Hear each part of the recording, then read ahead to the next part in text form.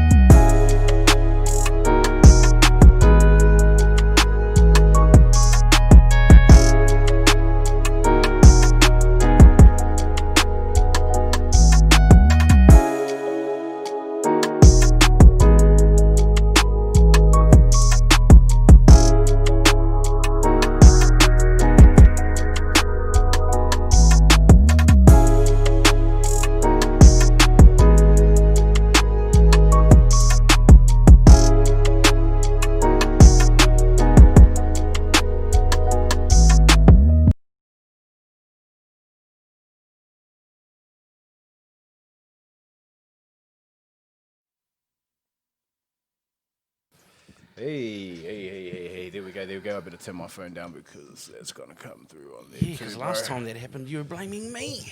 I always blame you, bro. Yeah, I know. Haven't had a roasting for a little while. Actually, there we go there. Tonight's the night, guys. Tonight's the night. Brother, welcome to the show, bro. Yes, it's a blessing to have you here, bro. Thank you, bro. And, you know, we've been on a journey together for this music industry as well, too, bro. Like, you know, those Smash Proof days that you fellas were doing your things and that, and letting us be on your fellas tour, bro. Like, Yeah. that was massive to us, bro. Like, we really appreciated that. We were there like, man, we got to do better than the bros. That was the goal. Hard out. Yeah. That was You always guys the goal. set the bar for us, you know, so that we had to try and step our game up. Yeah, you guys were dope, man. Like the energy. That was the Energy goal. was dope. Yeah, it was all about the energy. It was all about trying to get that hype stuff going and that, and trying to keep that thing moving and all that too, bro. But you know, seeing you guys grow up, bro, grow in this game, bro. How long? Well, when did you actually get into the game? Like, when did you start making music? I know it was at school. So what year was that? I think I was 16 at the time, and I was making beats on what do you call those? It's like a keyboard, but it has an 8-track on it as well. So you can record 8 tracks. Like a Yamaha one? Yeah, Yamaha one, but you couldn't quantize. Yeah, it was all loose on bro. each end. Yeah. So you had to just go with the metronome. If you stuffed it up for 3 minutes, to start again. Yeah. Oh. And so I started making beats on that, but then I also like probably you guys, I did my demos on cassette tapes. Yep. You know, with the headphones. I couldn't afford a mic, and it was those stereos where you could play and then record on one side. And then if you want to do BVs, change tapes. Yeah. And then dub over it. Yeah. But then the quality will go down. But Yeah, we learned. That's how you Yeah, learn. so I was like 16, and then we linked up. I linked up with Sid at high school. So so for those of you that don't know, Sid came to Pepper's High with me, and we birthed Smash Proof from there. Wow, man. Who influenced you, bro? Like, what made you get into it? Like, what made you get into the beats? Man, I don't know. I guess I think I was born with that just musical gift. You know, I would always be making nursery rhymes as a young kid in primary school. Yeah. You know, just you know, I didn't know I was making music. I didn't know I was making originals, but I was just always making something. And then I got my hands on a guitar, and I just was keen to learn. So I was that dude with one string going ding ding ding, like making songs with one string. Yeah. Hitting those 3 chords. Oh, not even that, bro. Straight up. So it was like, you know, just making music on a like anything that made music, you know, guitars, drums, or whatever. And it wasn't until Music 2000 came out on PlayStation. A lot of people I've heard talk about that program. And so that was your digital world to beat making? Yeah. That PlayStation game? Quantize. Everything was quantizers. Quantism. Damn, shit. Yeah, so the old PlayStation, eh? Like, I heard that Face Killer was good on that game too, like for beat making. You know, like some of the beats that were made. I think the movement was telling me that he made some of those beats off that as well. I was like, damn. And even Nisha Mystic, they made beats off that as well. Really? Yeah. Wow. I'm pretty sure they made a few beats off that stuff as well, and the guy played the guitar over it. So Well, Sid was dope too. Sid had, see, I had the mainstream beats, but Sid had that, that dark the grimy hip hop, stuff, like raw, and it was cool when we came together. We just put it all together, and it was, the rest is history, bro. yeah, bro. No, exactly. But I remember when you came out, you originally came out as E-Right, Yeah. right? Yeah. So how did that happen? Was that before Smash Proof and that? Yeah, that was before Smash Oh, Proof. okay, Because a lot of people used to call me Tyrese, bro, and it became a mock. I'll be with the boys, and like people would go, "Oh, Tyrese," and I used to hate it. They might have been just jealous of the beautiful voice, my brother. Nah, I hated it, bro. And I sort of built up like that resentment, towards anyone that called me Tyrese. So that's why I named myself E-Right. And then Kirk Harding came on the scene, and I wanted to go out with E-Right. And then he was like, "Nah, bro, nah, G, that's not gonna work." Yeah. And so he made me sort of see the light. And Man, about that guy, Kurt Harding, explain, brother. Like people that don't know this guy and that we did our homework on him. But how did that happen? How did you meet Kurt Harding? And I'll explain what Kurt Harding actually does, bro. Like, how did he get you guys out there? Who that man actually is. so too. Kirk Harding is the reason, pretty much, why Dawn Raid is Dawn Raid. Yep. I mean, they did their They own work here. Yep. But that was the link. internationally. He was the plug, right? He was the link. plug. He was the plug for Savage and Akon. Yep. He actually found Akon, bro. So he bro, found Akon. that's right, yeah. Hard When out. they were at SRC. Damn. And so he was a big deal. He linked me up with Cardinal Official. But what happened was Juice. For those of you who don't know Juice, he's Woodcut, like, right? yeah, Woodcut, Yep. hard, and he's like, he's been around since Shefu, Right, yeah. so Long he's been time. around for a minute, and actually him and Shefu used to be in a group at one point. So that's before Super Groove, I think. Yep. Yeah. Oh shit. True. Yeah, bro. Yeah. Damn. So history. and then so when Juice went to go record his album in the States, Kirk put him onto all these artists.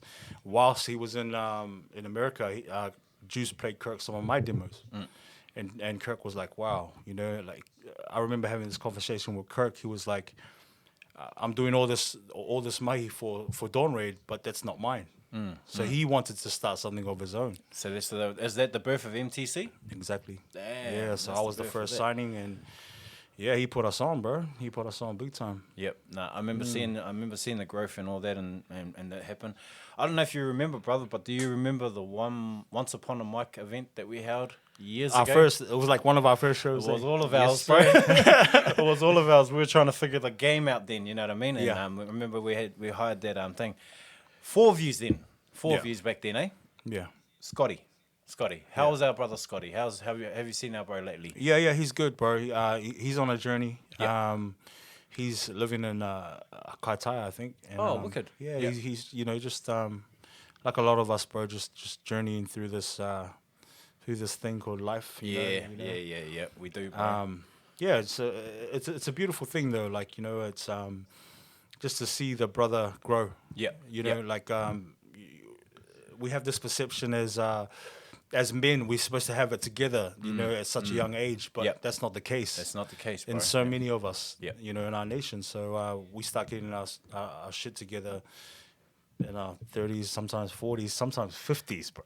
Yeah, I think we only start getting an idea around about the 25 age, right? exactly. Yeah. If we're lucky, bro. Yeah, Yeah. that's it. That's it. That's So right. so he's doing this thing up there, and we went through a lot of darkness, bro. Yeah. He went through his journey back then, and so we had to sort of,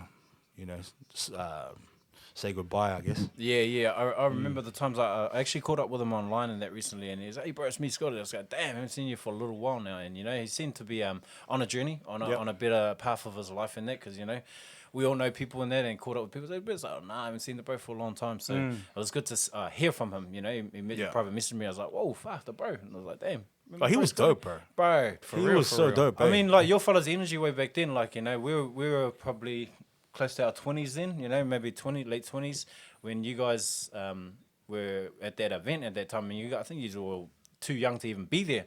Yeah. That sounds right. Yeah, But bro. you came in Yeah, and ripped that and you shit up. smashed that shit. Hard out.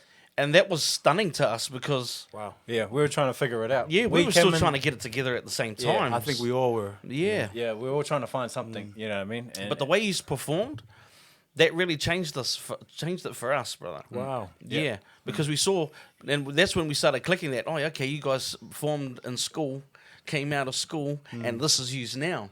And this was at the beginning of it. Yeah, and that was amazing to us because we were still trying to figure it out ourselves. Yeah. And then when we seen you perform, we knew straight away, man, we got to get our shit together. it was, bro, because all the boys were just drinking on stage and that's all they were about. And Like, that's it was about that. But that's when we started figuring it out, you know, Yeah, that yeah. you know, we had to be a bit more professional about things and just because we had the boys for getting their verses and then trying to cut in on somebody else's verse with their verse, saying even in the ear, oh, I got my verse. I was just like, bro, you were like 2 verses ago, G. no, it's gone. Oh, Bro, we're on the second chorus now, Kevin, and you're remembering your verse now. Good times though, bro, because Good it taught times. us. It Yeah, taught for us. real, for real. You know, if anything, all those mistakes that we done way back then was a lesson. You know what I mean? Yeah. And we all learnt from this thing and that, and it was good to see you guys grow and then you know, connect with Kurt Harding. We saw the whole moves and we were still watching like. Cuz remember that group that comes like, bro, look at them, bro, like they're on their way. Yeah. You know what I mean? Saw the mixtape come out, you know, you fronting it, you leading the whole way in there and everything like that. I was like, man, and you guys were young as, must have been what, 17, 18? Yeah, You something guys were coming into that? Well, and had it all over at that time, eh? I remember the time when you fellas made, bro, that slamming single, bro, to this day, still one of the top number ones that's lasted on the charts forever for New Zealand. Like, Liquor. bro, that's the hood one. That was the Hood Platinum. That was the Hood Platinum single, right? All right, straight up, eh? Nah, yeah. But that's the first time I ever felt famous. Yeah. We went to Bars in the Stars. It was me, Deech, Sid, and we rolled up there. I think it was another one of us. And bro, someone was outside. They were outside their car. The boot was up, pumping their sounds, and it was liquor, bro. You know, we hadn't even released it. You know, it was just hood released. You know, yeah. Mr. Sick, I think he just gave it to all his connections, and then Wildfire. Yeah. And then we rolled up there, and then we were like, hey. Wow, like, we thought we were famous. It was crazy. I still remember that. Yeah, those are those moments though, eh, bro? Like you never forget those moments when something like, wow, this is working. Hey, you know what I Yeah. mean? It's going in the direction that you want to go into. So, Brother, the song Brother. Yeah. How did that all come? I mean, like everyone's heard the story. I've seen interviews of how you've done it and all that. You wrote majority of that stuff, like Yeah. the chorus Yeah. and that stuff in there for General Moore. Yeah. Oh, So okay. I, like, I write like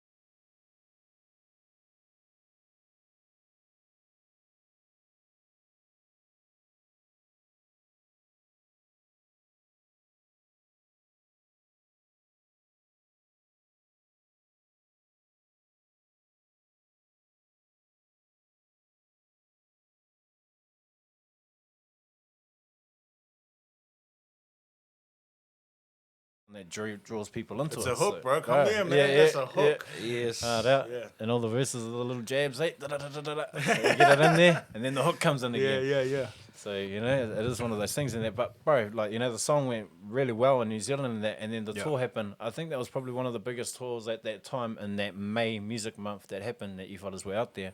Something like, how many events did you have on that? Maybe 20? Yeah, In that one something month? crazy, yeah. In that 1 month? Man, that was It was amazing. crazy. That was crazy for us too, because we ended up on there, Hook being his uncle. Oh, cool. Shout outs to him. Shout outs to him. Because, if it wasn't for TJ's dad. Oh, here we go. You know, on mini one over here. I still remember that, bro. Sometimes we used to do shows in the ACOM situation. Sid would always get the the presidential Sweet. and me and Dish would be like, what's going on here? Uncle. No, those were good times, times, bro. bro. Good Bro, times. the real. tour was mean too. I mean, like, you know, going around there and getting around and seeing you guys do your fellas thing, bro. And, you know, watching New Zealand come out for you guys, bro. That was awesome. The Whakatane gigs and all that. The Whangarei ones that you guys did. Man, this is just off the top of my head that I can remember when we were going around with the boys in that, Yes, eh? yes. Taupo one. Taupo. You guys remember the Taupo one? Oh, bro. Only for all the goodness that was on that tour, my brother. Yeah, man, you know, there was 90% good in that tour too, bro. Banned from there after that, bro. I was banned from there. Man. I wasn't allowed back, man. Oh, man. Nah, man, that wasn't One Mic Records. That was Black Ace Records. That was the cousin out there, you know, was holding it down, man. Cousin, Well, when you see opportunities, they you gotta just keep that arise rewire like at home, that. bro. Keep that rewire at home, cousin. You gotta keep that at home, It was cousin. just an opportunity, man. cousin, and I saw that too. I Yeah, understand yeah. I it. saw it too. You know, like. Yeah. But- Well, we're all from, you know, South Auckland, and we seen opportunities, you know. Yeah. It's just like, Ree was over there, Mangry, Papato's like, Rewa! Yeah. You know, and then it was on, you know. And Yeah, Yeah. I went up to the bro and I was like, bro, you gotta take that, bro. like in his ear. Yeah. And then when the owner came out and saw me, she just saw me like acting inconspicuous to the bro. Yeah. And then it was just all over. Now, from to there. be honest, they were just shady about the whole thing after that, bro. Hey, you know, and they just took it upon themselves to just push it on everybody then. Yeah. Just because certain people just happened to be in certain places when that happened, you know. And I thought to myself straight away, hey, that's just pushing the blame now. Yeah, Hey, yeah. You know, that didn't need to happen. Yeah, so I mean- racism, mate. Yeah, that's it, bro. It's because we're black. South Auckland lives matter. Hey, that's it. That's it. Leave us alone. Real lives matter. Real lives Come matter. on, white people. Come on. Man, I love these interviews. All I remember is I got called into the office and they asked me, "Can you take a look at this TV screen?" I said, "Yeah, no worries, mate, no worries. We'll go look at it." Do you know who this person is? I'm looking at this person and I'm like, wouldn't have a bloody clue. Fucking scum of the earth. And then I got called into the same thing right after him, and I was going, I wouldn't have a clue who that person is. Who is that person? Hey, why would he do such a Oh thing? man. And then our promoter comes out and he goes to us, "You better bring those keys back, my bro." Oh, was it? Yo, geez, was it keys as well? It was the keys, bro. It was the keys. I thought it was like $200 worth Nah, of coins. Nah, wow. no. Nah, if it was going to be coins, it would have been the whole lot. True. Yeah, it was like that. Yeah. But, you know, No, I think Hey. they were a bit worried because the keys to the casino everything. games went missing. You know what I Yeah. mean? You know, And they someone, just someone happened to could have push went the in there blame. early in the morning and just Yeah, cleaned them yeah. all out, bro, Oh, with for the key. sure, Fuck, for who sure. knows? who Somebody. knows? Somewhere. Someone would have went and done that. But luckily the keys They made it just back. appeared. They appeared from nowhere. That was amazing, cousin. Yeah, I In, mean, in a place where we checked 10 times. yeah, I was just like, man, I didn't even know it was here. I was going, There they are. Who left those there? who chucked these on the roof? Bloody hell. We were just up there, you know, having a cigarette, and then these things fucking on the roof. What the hell? What are we up to? But yes, Taupo was very memorable, my bro. Yeah. That was pretty good. I even enjoyed the South Island stuff too, bro. Like, you had Yeah. a really, really good, a massive, strong following down there too, bro. Like, Yeah, you know, we like, did. that was the first time That shit was amazing, bro. Yeah. Right. What, For real. was it Bedford? I think it was Bedford, eh? And it was just packed. Bro. That was a and huge it was venue like too. random little towns, Yeah. and they just came out, bro. Dunedin. Dunedin was a good one. Was it Invis? Invis was like a massive one. Yeah, Invercargill. I remember going to Yeah, Invercargill. yeah. Yes, Invercargill. That was Yeah. pretty good. That was a good show. Yeah. Man, I just remember these real skinhead looking dudes, Yeah. like hardcore standing in the front, but they were getting down, bro. Yeah. And that was just amazing to me, you know, that from the top to the bottom, people are rocking out to your fella's music. Yeah, it was cool, man. Definitely a beautiful journey. Yeah, it is, Yeah. bro. It is. Yeah. It has been a beautiful, beautiful journey up in there too, bro. So you're on a new journey now, bro. Like, Yeah, you bro. know what I mean? So Smash Proof, the group, you've done your thing in that. You know, family man too, bro. You know, you're on your way in that.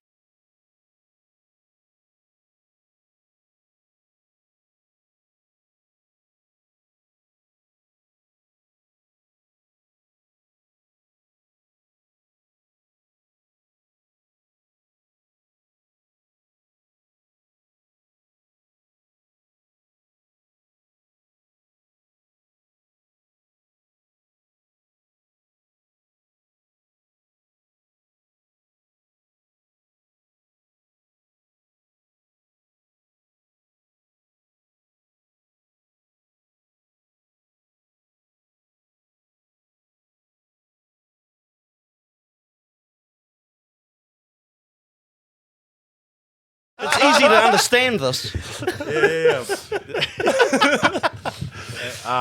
So what happened was this particular time last year, I couldn't bounce back, bro. Like it was just, I actually wanted to leave, bro. I wanted to leave. I wanted to go. I formulated a plan in my head, and I remember the day I wrote the note, and so I was at the lowest point. Like you think you've hit rock bottom until you hit rock bottom, bro. Right. Like you don't know, and you don't know rock bottom until that one. That one. The note?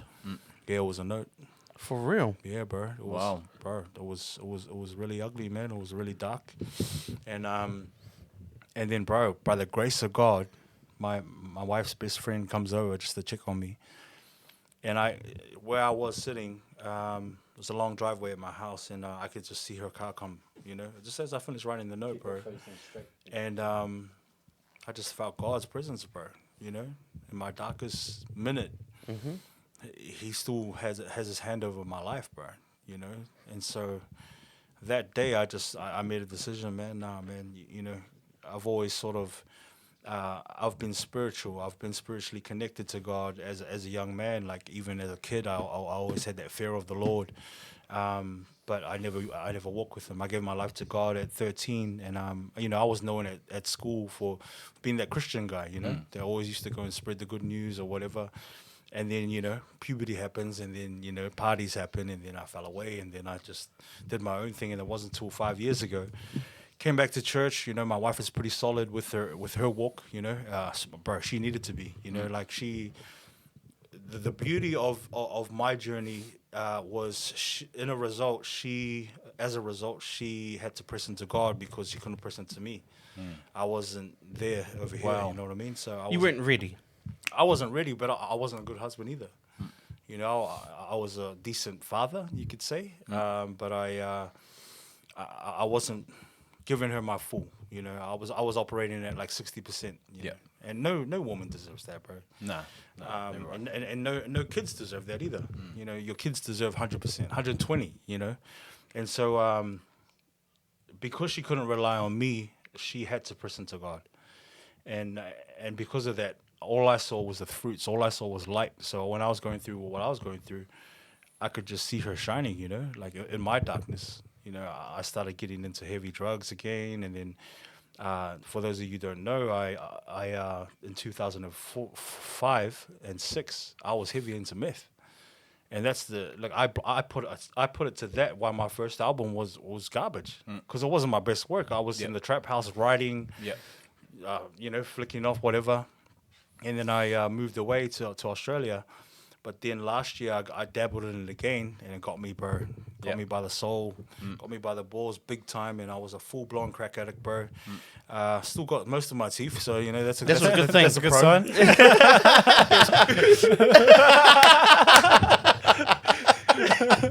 No gums, brother. But, so I went through that, bro. I was a full-blown addict, bro, and like it was very systematic the way that I was an addict at first. I had a time when I would stop using so I could sleep that night. It was a real big secret. And then after a while, that just goes to out the door. Stop. You don't care about the rules that you made, and then you just become 100% focused on your addiction. And then so. All that stuff happened. I did stuff that bro, if I got caught, 20 years easy, bro. I got homies doing 20 right now. That's right. And so all that stuff happened, and then I was just going down. But all the power to you for actually speaking on it, brother. Because there's a lot of people out there that wouldn't. Especially in your position. Yeah. Because you're a very influential person because of your career, right? Yeah. And to come out like you have, that's amazing. Thank you, That's bro. amazing to me, Thank brother. you. Oh, bro, I just got nothing to hide, bro. Like, recovery is a part of my journey now. Like, I attend NA meetings, and there's a real good fellowship in there. And I've established a really good relationship with sisters, brothers who are walking the same journey, bro. I'm 9 months clean next week, and that's like I haven't been that clean ever since intermediate, bro. We're dabbling in weed and alcohol at such a very young age. Yeah. And Meth, bro. Meth is, bro. It's just it's a killer, bro. Yep. You know, it's like, you know, when you see someone in they're on coke, that you see them having a few lines, and it's like, oh yeah, me, bro, yeah, have a good time. As soon as you see someone with a pipe, it's like, ugh. Yeah, because it's the next level, right? Yeah. Hey. Well, it's the rat of the drug sort of Yeah. variety, eh? Yeah.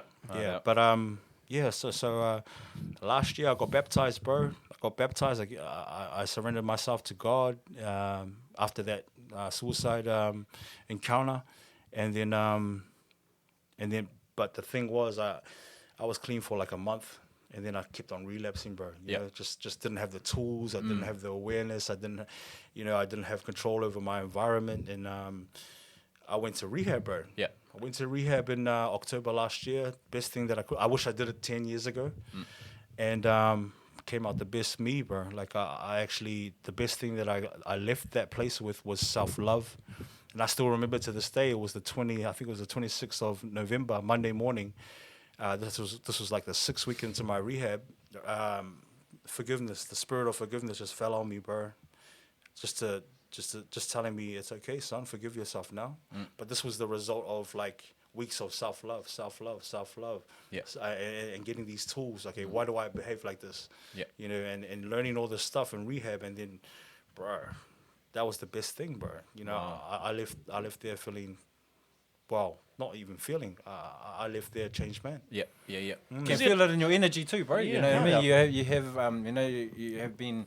You have your change in your life and all that, and you know, at the end of the day, bro, like it's what's good for you, bro. Because you know, I want to go back to something that you said earlier. You had a letter and all that. Like, you know, what was that point that made you, you know, like so I know that you had your calling and all that, but like, you know, there's some young kids out there that don't have any of that or don't have that support around them and that. So we're talking about young ones that. So they'll take it past the letter. Yeah. You know what I mean? True. So what was that one thing that helped you push forward and just say, oh no, man, actually I wanna like try something else out. You know what I mean? That made you detour away from that thing, bro. Because I think it's a real important part, you know, to how you can deal with these things, bro. Like, you know what I mean? Some of these kids. Because a lot of these kids these days, it's just, I wouldn't say weak, but they get to a point where they just give up. Yeah. They just give up, brother. And it seems like it's more than it is, eh? Yeah. Yeah. So that's the thing, bro. I believe for me it's different because I believe that God had His hand over my life. You know, I was saved by grace, like literally, like it says that biblically. But I was literally that day saved by His grace. You know, when I think about His grace, it's like trying to put like the ocean into a 2-liter bottle. You know, it's just so big we can't comprehend. You know, and but for me, I think that self-love is so important, bro. We don't teach our kids that. There's something that we just don't teach. We just do. Yep. You know, we just do life and we just teach them the best that we know how. But how do we upskill and be better fathers if we don't understand them emotionally and, you know, and be there where it really matters, you know? Yeah. If they don't know who they are in their selves and if they don't have their identity, then they're going to be pulled all directions with what's going on social media and everything, eh? Everything, bro. So I think it comes down to us parenting our kids with foundation, bro. That's right, With bro. identity. Yes. That's huge, bro. Yep. If you look like on social media, all the posts, there's an identity crisis out there, bro. Yeah, people don't know who they are. They don't, bro. one week they're this, next one- week they're yeah, that. that's Next right. year they're that. I don't know. And what gets me is that our kids are so strongly influenced by social media now. You know, when they can't put the phone down because they want to see how many likes they got on a post they just posted, Absolutely, bro. yeah. You know, and that gets me because that makes me very worried because there's a lot of negative shit out there. And our kids are soaking that stuff up to a point where that becomes their reality. Yeah. Yeah, bro. you know, and that worries me a lot because Yeah. we have kids, bro. We're fathers. Yeah, Hey, absolutely. you know, Exactly. and that is, Bro, we probably feel it ourselves. Yeah. You know, like when you're sitting there, you just have a habit of going. You know? yeah. Like, But the thing is with that though is that when people post negative comments on our shit, it's just like, and have a giggle, you know, carry on. Yeah. But our kids take that on, bro. Yeah, and yeah, they that's look at it and true. they go, "Oh my That's true. god, he's talking shit about Yeah, me," they and actually then let they it- feel it, bro. Yeah, and I'm bro. just like, "Oh man, Yeah. what's this about?" You know, it's just like, come on, hey, you need to put that down for a little bit. Hey, Yeah. get some reality in you. Let's Yeah. go and do something. You know. But it's so easy for us to go, oh, just get over it, son. You know, Yeah. just get Yeah. over it, baby. You know, Yep. it's okay. It's not even big. It's not a big deal. But bro, To them, yeah, it's massive. Yeah. like you say, they take it on. Yeah, that's it. Because really hurts you know, even seeing bullying. Yeah. Bullying, like that was nothing, man. There was nothing like that. Back in A the day, bully, yeah. a bully was a bully, a dude in your face, you know. Yeah. Not talking shit about me on the internet, and now I'm feeling all depressed because everybody's getting in on it, and I'm thinking, Yeah. just turn your fucking phone off. Yeah. Hey, why soak that up? But I mean, Hard. and like you say, I mean, we spend all our whole lives when we become parents. We spend our whole lives trying to give our kids everything that they could possibly need. Yeah. Right. So they don't go out looking for it like how, and I can say this for myself that I did. Yeah. You know, because I didn't expect my parents to go and buy me a couple of $100 pairs of shoes. So I went looking for it myself. Yeah. You know, which made me feel a bit better, but the devilish stuff that I had to do to get it was the difference, right? Yeah. And then we shelter our kids by giving our kids all of these things so they that don't they have never to- have they to don't do have to that, do bro. that, yeah. But in the same thing is that we now have over sheltered them. So once they come out and they're ready for the real world, they're not. Yeah. They're not, bro. You Exactly. know? Yeah, the real world's totally because they're different. living in social media, bro. Yeah. Hey, where Absolutely. it's just easier to just go like this, you Yeah. know? And the whole likes thing, because like, you know, we're talking Yeah. about the whole Instagram, but some kids, they used to getting 100 likes, and when they don't get 100 likes, it's like, oh my gosh, I don't feel good today. And then they fall into Like, this they actually depression, go through bro. that, yeah. Yeah. Like, holy Yeah. shit, it's actually a thing, and now I understand why they take those like things off like Instagram and that, because it's you know, it's just like changing people's ways of thinking of it. as Wow. well. That's why they did it. Yeah, because of Wow, that. I was 'cause of wondering that why they stuff. did that. And the views and that, like, Yeah. so that you know, like Instagram models or all those people that, you know what I mean, like they feel that, okay, when I post up, I usually get 1,000 likes, and if they don't get there, bro, they're depressed, and then they're feeling, you know, then they're at that point, you know what I mean, that they don't want to go, they don't want to live anymore or Yeah. anything like that, you know what I mean, and it's Which just is over something, insane. bro, over a heart, Yeah. hey, you know what I mean, a little heart that, you know, that goes, Or a little thumb. yeah. Yeah. That shit doubt. is just amazing to me, bro. Yeah. You know? Because Well, lucky Bebo's not around, you know. but I mean, it's come to that point now where we are, because we're parents, we have to think like this, Yeah. you know, and try to reach out to our kids Yeah. before they go and write that letter. Yeah, true. So I guess like it just goes back to instilling their identity in them, and it's not just something that you can just throw at them and hey, this is your identity, read it, make sure you learn it off by heart, Yeah. and come in. I'll test you in the morning. Yeah. And then it's not that, helping them find themselves, I suppose, right? Absolutely, but with the principles that you lay down yourself. Yes. So that's why I truly believe in the Bible, bro. Yeah. You know, like if you strip away all the negative stuff that comes with Christianity or the Bible, the foundation of it, bro, is so good, bro. Like it's basic. It's so simple and straightforward. Don't steal. Don't Yep. kill. Yep. Love your neighbor as you love yourself. You know, all that stuff is just Common really, sense. Yeah, Yeah. it's really putting grounding into our kids. And if they grow up with those principles, man, like and they know who they are, all that stuff won't affect them as much. Yes. As much. Yeah, true. You know, that, personally, I'm not a religious man, but I'm a spiritual person, and Yeah. I believe that there is something out there, because I've had a couple of experiences in my life that have shown me that there is really something out there, you know? Awesome. I don't know what it is, but and that makes me feel a bit more grounded, you know, because I can believe in something.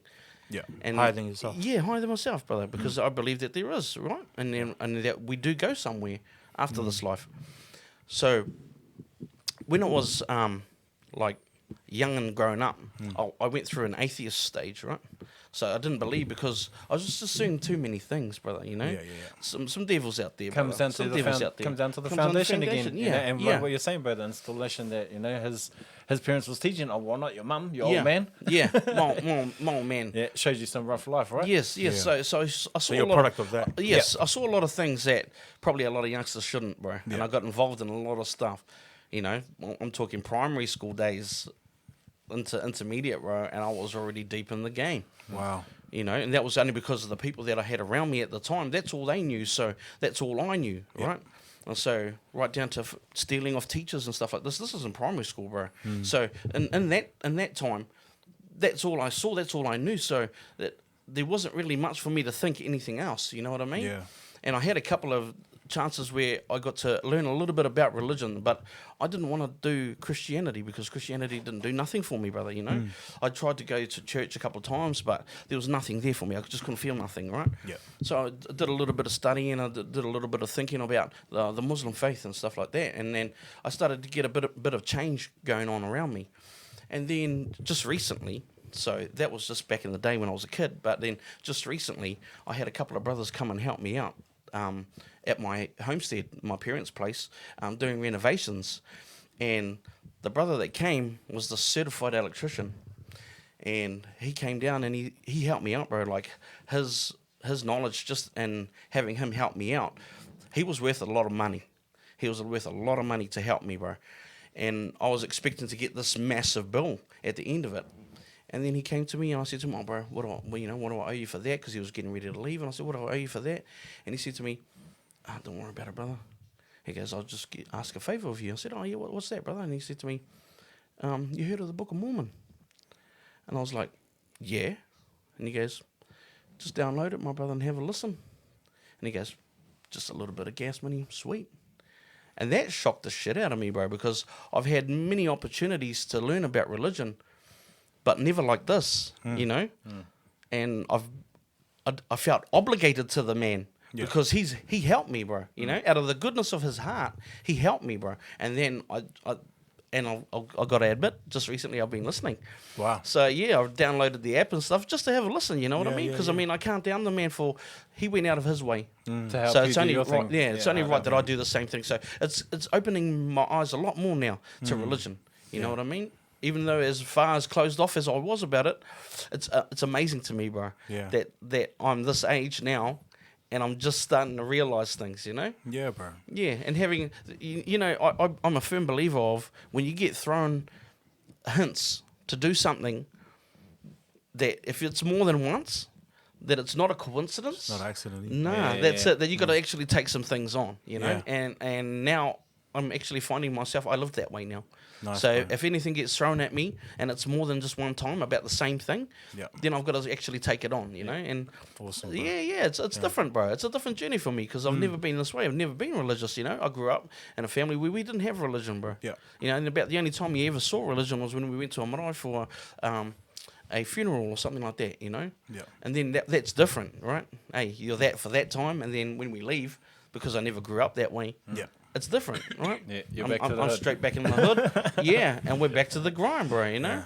Right back where we were. So, yeah, I understand now, you know, I have a better understanding now of religion, and I see a lot of good changes in people. Yeah. And that to me is a beautiful thing, you know? But what I got to say was that a little while back, I saw an artist come out, and he was testimonial, but he spoke on other artists in the game, and that was a bit worrying to me because he was confessing himself, but at the same time dropping a lot of other people into the pot, like fully under the bus. Oh, under the bus. Yeah. For not for props.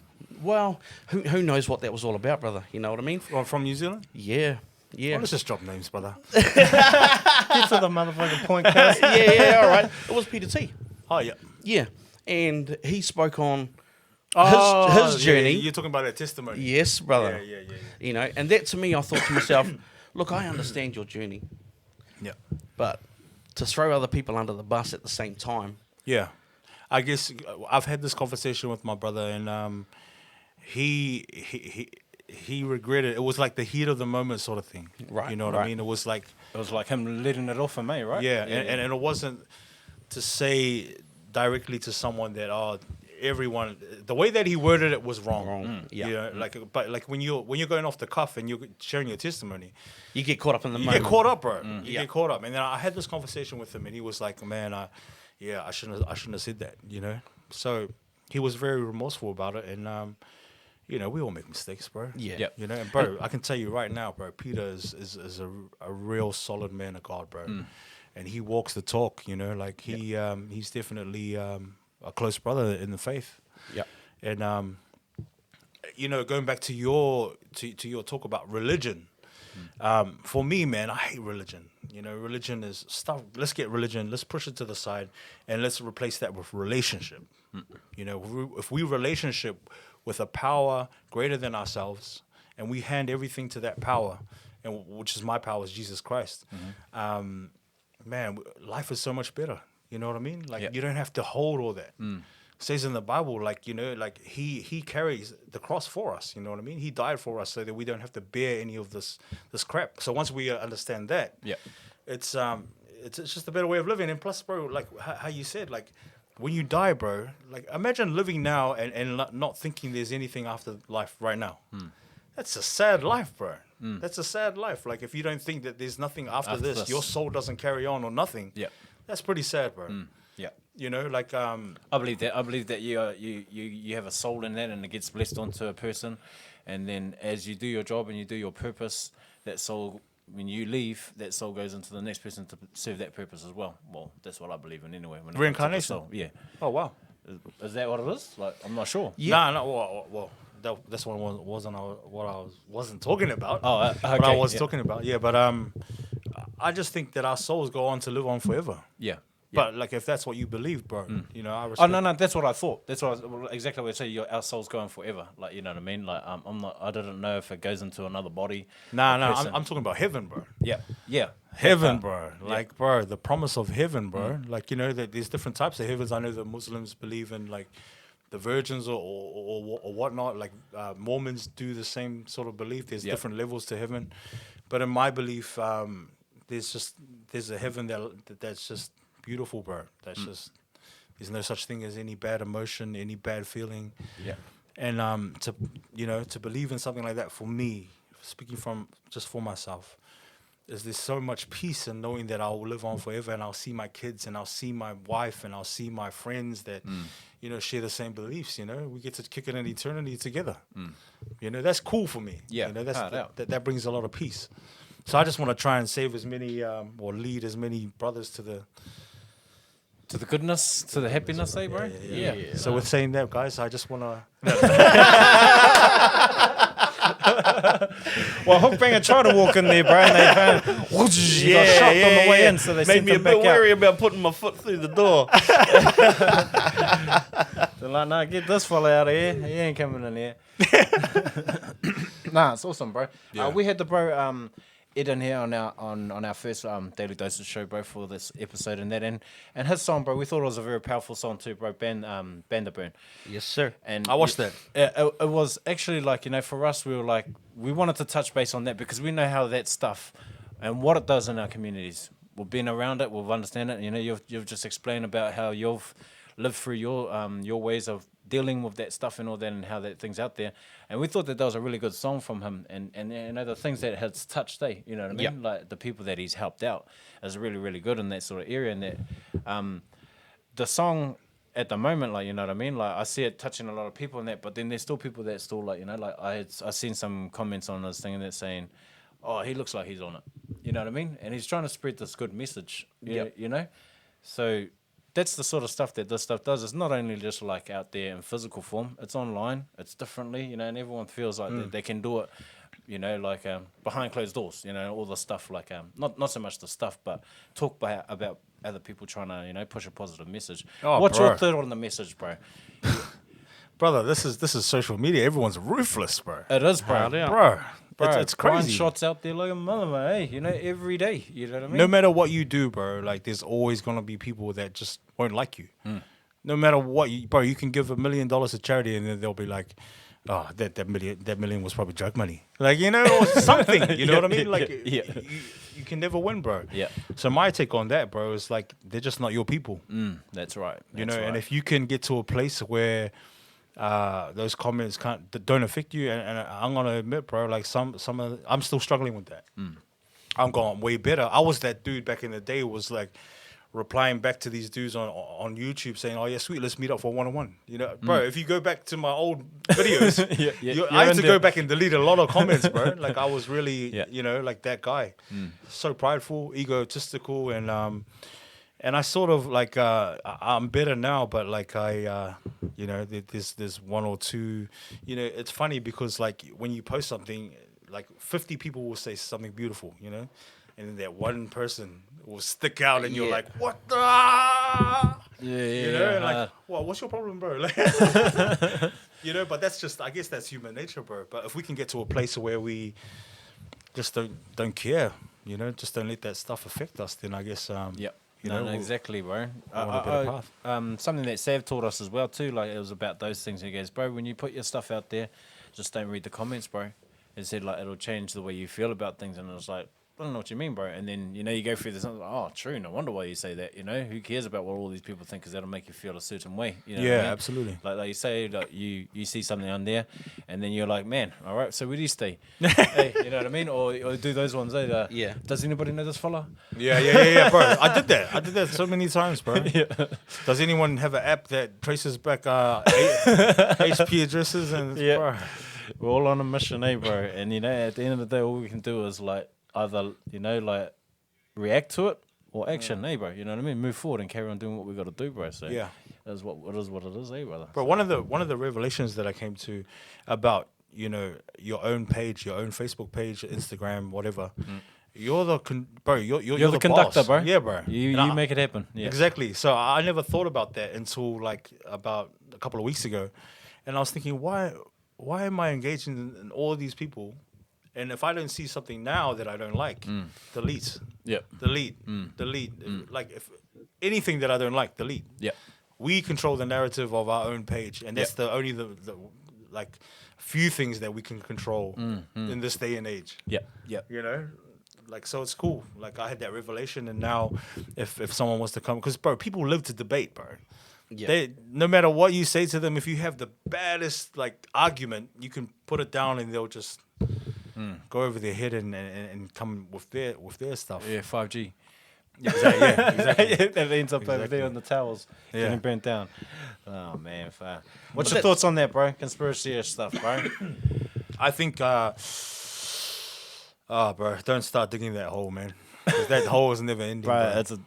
that's dark. Yeah. That's a dark area. And I noticed it like really kicked in when we were in this COVID lockdown, eh, bro? Like Oh, absolutely. everyone was like, oh, they're doing this because of that. Oh, we're doing that because of this. Yeah. And then you know what I mean? It's like, man. It's because we had 2 months of fuck all, brother. Yeah, to yeah, be yeah. honest. And when you got 2 months of fuck all, you got a lot of people with a lot of thinking time to just start posting of up some shit. opinions. Oh, Yeah. bro. Hey. I do believe that there's a bigger holistic sort of agenda. Yep. You know, globally. Yeah. I do believe that. Yep. You know, I believe Jacinda is part of that somehow. But it's not as far as to go digging and then I'm losing sleep, because that's what it does, bro. Yep. Conspiracies, you know, like you start investing energy and time. It's like, man, you're That fearful. part, bro. That part. Energy Yeah. and time, bro. They're putting all that into it when they could have started a company. Hey, researching in that. You know Yeah, what I mean? exactly, Same amount of time, but they Yeah. put all it into something that's negative. You know what I mean? Well, not negative. Trying to prove a point that it doesn't. They don't care about you. The point doesn't. You know what I Yeah. mean? End Yeah. of the day, But they don't why care care for about you. that? cares. Why Nobody even? cares. Hey, but why even care about that, right? Yeah, exactly. Hey, But it's so easy to like Get get caught hooked, up in it. You know? yeah, yeah. Like you open one thing, it's like, oh, that leads to that thing, then that thing. Oh, that thing explains all this thing. Like, Yeah. bro. I love conspiracy theories, you know, but if it comes from a reputable source, right? Okay. So if I see something, I'll share it just for the fact that it's there, right? It doesn't mean that I fully believe in it. I'm just saying, put this here. I'll just leave that there, Yeah. you know. And then you just see people go crazy on it, bro, and it's just like, oh man. Same, bro. Hey. Like I just share things that look interesting, and it's my page. I can do what you know. Yeah, what exactly, damn bro. I want. Yeah, exactly, bro. And Nick Minute, bro. People that don't even like, they're not even my friends, Friends. bro. They're Friend like of a popping friend. out of the woodwork, and I don't even know how this happens, bro. Like, Yeah. you know. That's It's crazy. bro. It's crazy, all right, man. Friends are friends, eh? They all jumping in on there, bro. Yeah. It's pretty out there. There's some comments cracking. Yeah, there's awesome Oh, people. shit, we haven't even been watching the comments. Yeah. We've been caught up in this. Nah, that's Is it dope, one of bro. those things that we better not read, or? It's a mixture of all sorts, to be honest with you, brother. Where People giving you love as usual, brother. You know, man.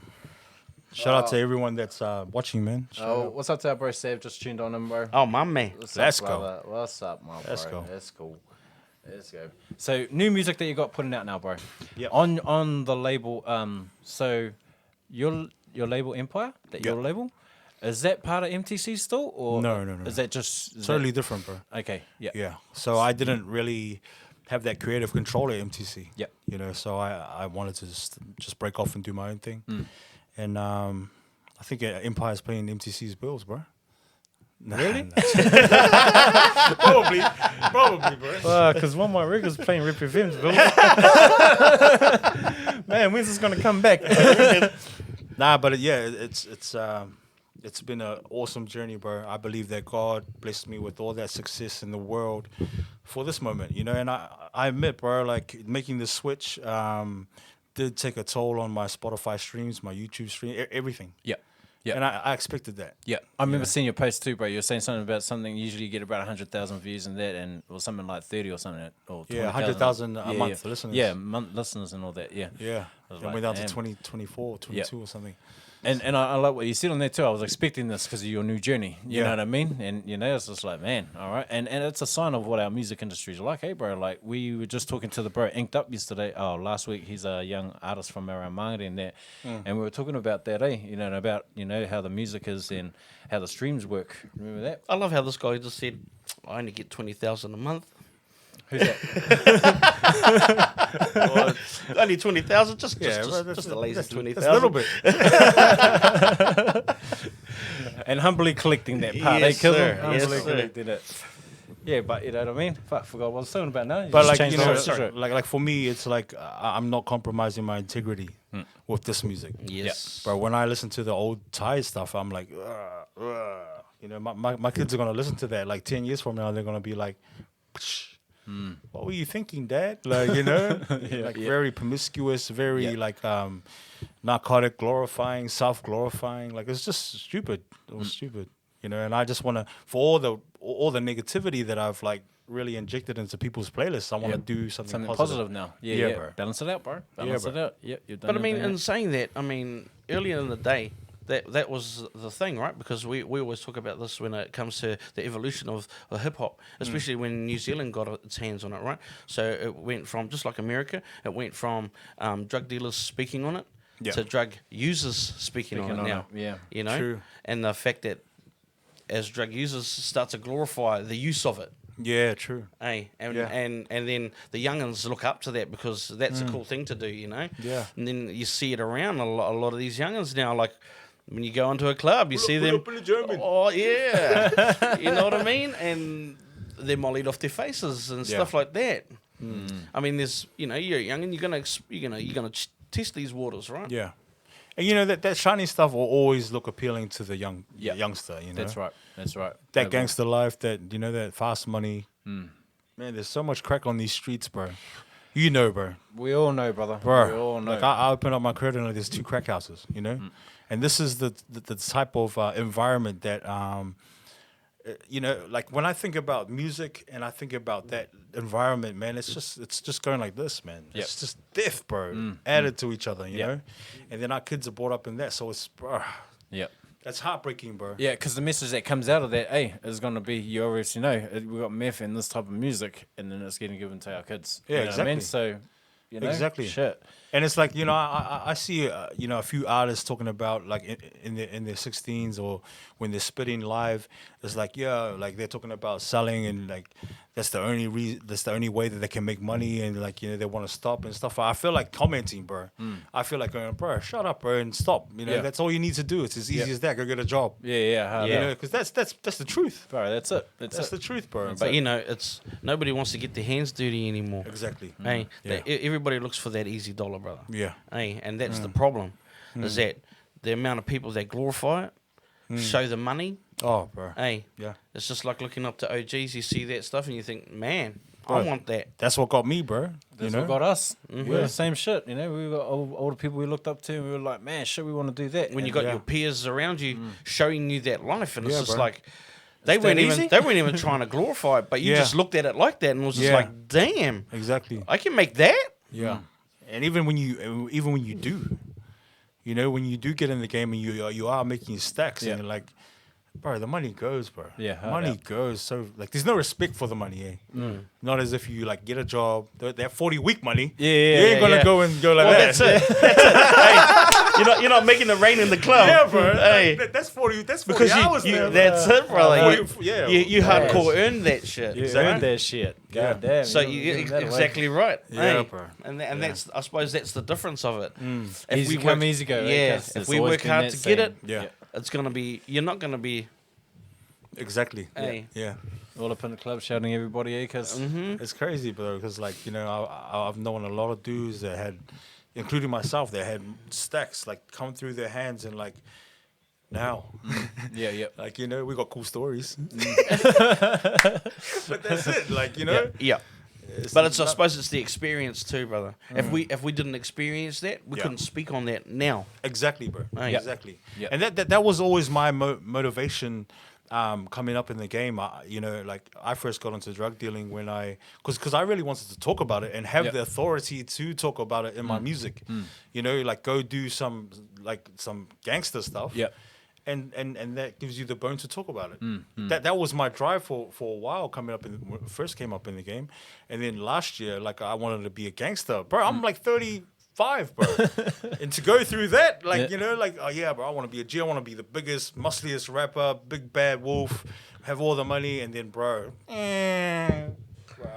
the game, bro. That's that game, though. Because Exactly. it just, bro. Everyone thinks that they take on the game, but the game takes you, bro. Exactly, bro. And I've seen it take multiple big time hustlers that I know from our streets, bro. We probably all that. know these same people too. Yeah. You know what I mean? And Absolutely. Balling know, out of control. Yeah. And then balling out on another, bro. Yeah. You know what I mean? And then big legs and Yeah, big legs. that in itself was just like, psst, damn. Yeah.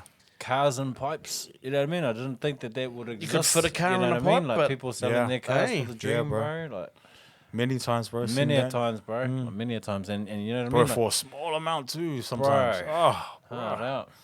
But it's good when you got the deal, though, eh, cuz? Oh, that blue Honda you had. That blue Honda. Is that the one you're talking about? That poor guy. But you still gave him those crumbs and got that car, right? Yes, you did. Sad guys. But sad like guy. serious question though, guys. Like, what do you think? What's your guys' take on that? Like, how can we, as like people that obviously know, we're talking about it now. Yep. We obviously know what's killing our people, what's out there on the streets, the amount on the streets. Yep. Like, what can we do? Man, I think it's more opportunities for these young ones. I mean, like, when you talk about opportunities, the opportunity is not just something like, oh, there's a job, then you can go get this job. Like, we're talking like the mindset has to change of these youngsters and that. Like, we're never going to get, like, if we're talking like crack money, Yeah. like, That's the problem, right? so like crack It's the money. And then Yeah. you look at how The money much that you is. make off that is so blinding, and that's Yeah. why a lot of people stick in the game, bro. Yeah. It's just for the fact that the money's too good, bro. Yeah. How do you walk away from $100,000 a week, and just go Or even a go couple of to grand one- a week. Yeah, Yeah, well, right. that's it. You, know know, what I mean? Exactly. Like- Some people are at that level, you know. Yeah, and but they're happy with that. You But know? it's the money when you get to that sort of money, when you're Yeah, doing yeah. 5-10 grand, Yeah, yeah. and people are out here struggling for $500-600 a week, bro. Exactly. Hey, It's I hard. know what I'm thinking. I'm thinking, fuck, $600 a week. Yeah. So how can we change that though? yeah, Yeah, exactly, and that's why I understand what the cousin's saying. It's opportunities for these youngsters, so they don't fall into that trap. How about we give them some more opportunities than we had? Because the only opportunities that were available to us was exactly that: a 9-to-5 slaving for the fucking man, or the game. Yeah. I highly recommend it's the mindset, bro. Like, cause like if a mindset, like think of these people that can make these 100Ks a week. You know what I mean? That's an organizational skill. Like you need to be Switched smart on. to do that. You know what I Yeah. mean? Like Yeah. if you're in a big corporation, you got to be smart to Well, make not that just sort your of thing. average dude could do Could that. do that, yeah. Yeah. Hey, Yeah. so if they put that same mindset, Yeah, that's what I'm trying to get at. Into- If they into can a put that, business. bro, Yeah.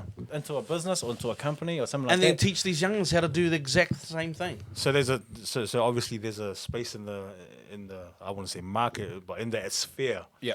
There's a space where you can obviously offer like small business. I don't know, like Yeah, you know, yeah, like yeah, yeah. Well, opportunities for. It's just like the cousin that started with the passion to profession.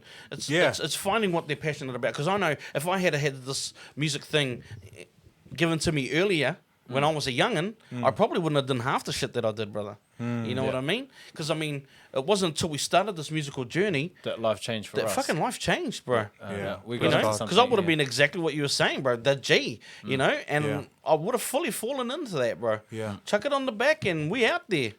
You know what I mean? And doing all of that devil shit, hey, because it's easy, right? Yeah.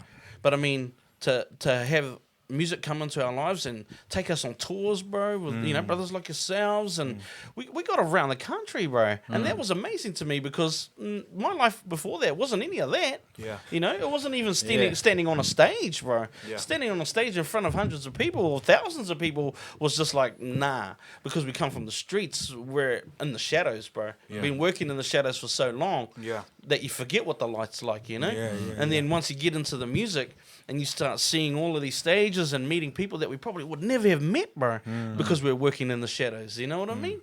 And it's just, music just opened our eyes, bro. Yeah, You music's know, been a life so a checker. whole nother, bro. It was a life changer for us, brother. Yeah. You know, It it saved saved us. us, bro. Yeah. I suppose, you know, in Yeah, that way, yeah. From a journey that we could have taken and would have been a whole different story, brother. Yeah, I feel you, bro. Like, if I didn't have music, bro, I'll probably be the same. I'll probably be out on the streets, sleeping underneath under the bridge. I would have been prospecting for Hookbanger. He would have had his own chapter, bro, you know, as he does, The Tennessee chapter, yeah, the Tennessee boys, Tennessee. Yeah, I know. Yeah, you're a company. But I mean, but that's the beautiful thing now. Yeah, is business now. You know, we're businessmen now. Yeah. We have our own businesses and our own companies and Awesome, bro. and keeping things going. And I mean, it's a whole nother life, bro. Hey, to be focused on that and as well as keep doing this music thing because we love it, bro. understanding the business side of things too is like a cool thing. And that like, understanding, because just business. Because that's what I believe that our artists these days sort of lack, right? Is the fact that there is the creative side of things, but then they lack on the business side of things. Yeah, So absolutely. they've fully got their legs open for a fucking, bro. Hey, hey, for real. Oh, bang with the Ning filter there. But it's and that's what it is, though, right? Yeah. Hey, is that because they don't learn the business thing? We leave ourselves open. Yeah. And I mean, we can understand that because we come from that side of things ourselves. So we were lucky to have had the street side of business when we first stepped into it. So we already had our eyes wide open for it, you know what I mean? Because there was a lot of snaky people out there that approached us with the whole, brothers, these want to That do was a a classic. tour. That was a classic, eh? This is what we got given to us, our very first, our video release party, bro. And dude would approach us like, brothers, want to go on tour? Beers, bitches. That's all he had. I said, bro, ain't Beers you got and any bitches. money, my bro? There was no money, bro. There was no Wow. money. Didn't even speak money, bro. Wow. Tour, beers, Beers and and bitches. bitches. That was all he had And to that say. was just, we were just like cracking up to ourselves. It's like, bro, did you hear this dude? Dude was like, beers and bitches. It's like, where the fuck the money at, man? Hey, fucking up there. Hey, you take that dotted line and stick it up your ass. You ain't no one trying to have that, eh, you know? Hard. And I mean, if that happened to us while we were early in the game, we understand that would have happened to a lot of people. You know what I mean? And that's where the horror stories of signing come in, right? And in saying that, did you have any horror stories when it come to label dealings or Not label dealings, management dealings. management dealings? Yeah. Oh, right. Yeah. So speak more. So what happened was we were number one in Yep. the country. You were. Yep. He's doing their thing. And we were selling out shows. Every show was sell out. And we were only on a retainer. Retainer. Retainer. I know what retainer means. for brothers, for young brothers that didn't have nothing, That was something. that was beautiful, you know?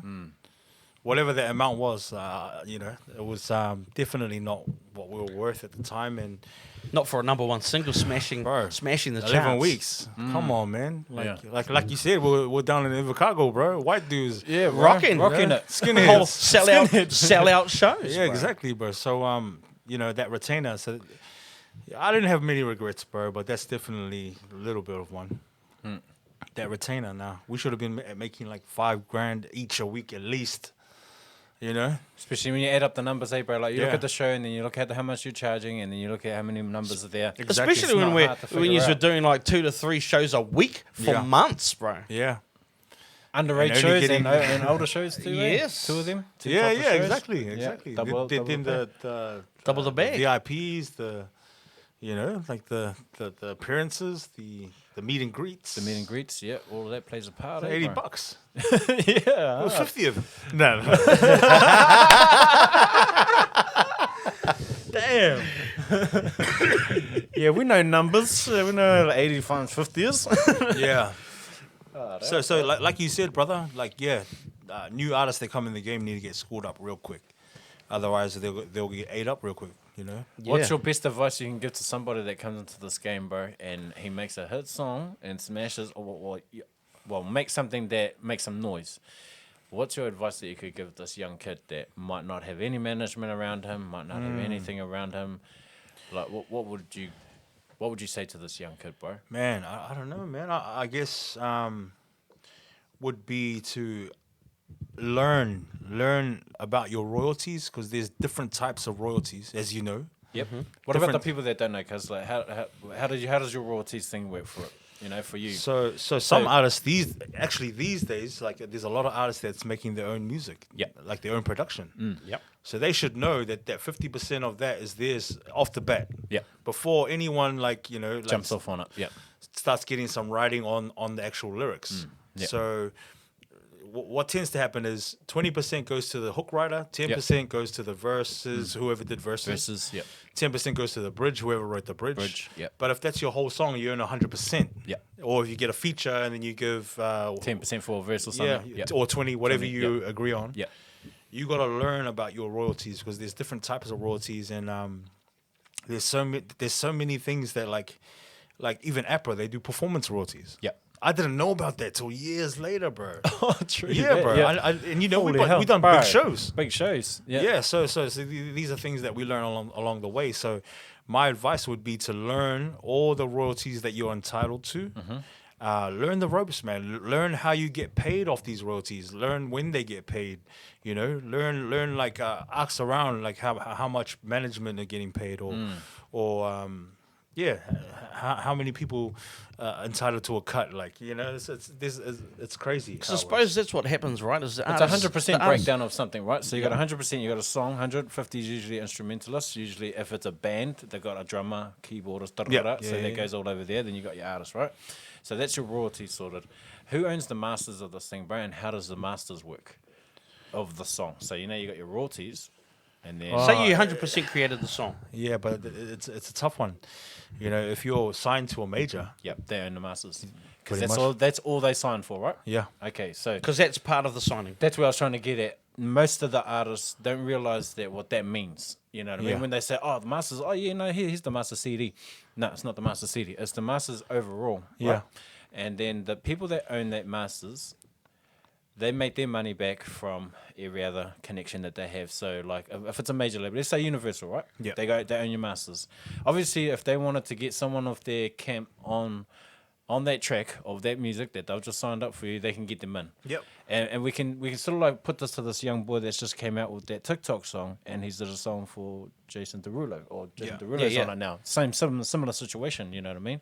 Where we're heading with this thing and that. But now, like, is he signed to someone? I think so. Just recently. That's what I was just saying, bro. supposedly. So I think he signed to somebody. I'm not sure. Oh, man, let's get him in. If anyone knows that kid, let's get Josh this kid in. 685, where you at, my brother? We'll get that fellow in there. But I think he has signed to somebody, and they own the masters of it, because the move from there to somebody A major like, or must be major. Must be if they're getting artists in there, like Derulo. Well, Who's supposedly there was- Derulo? Who's Jason Derulo signed under? Is he Sony or something?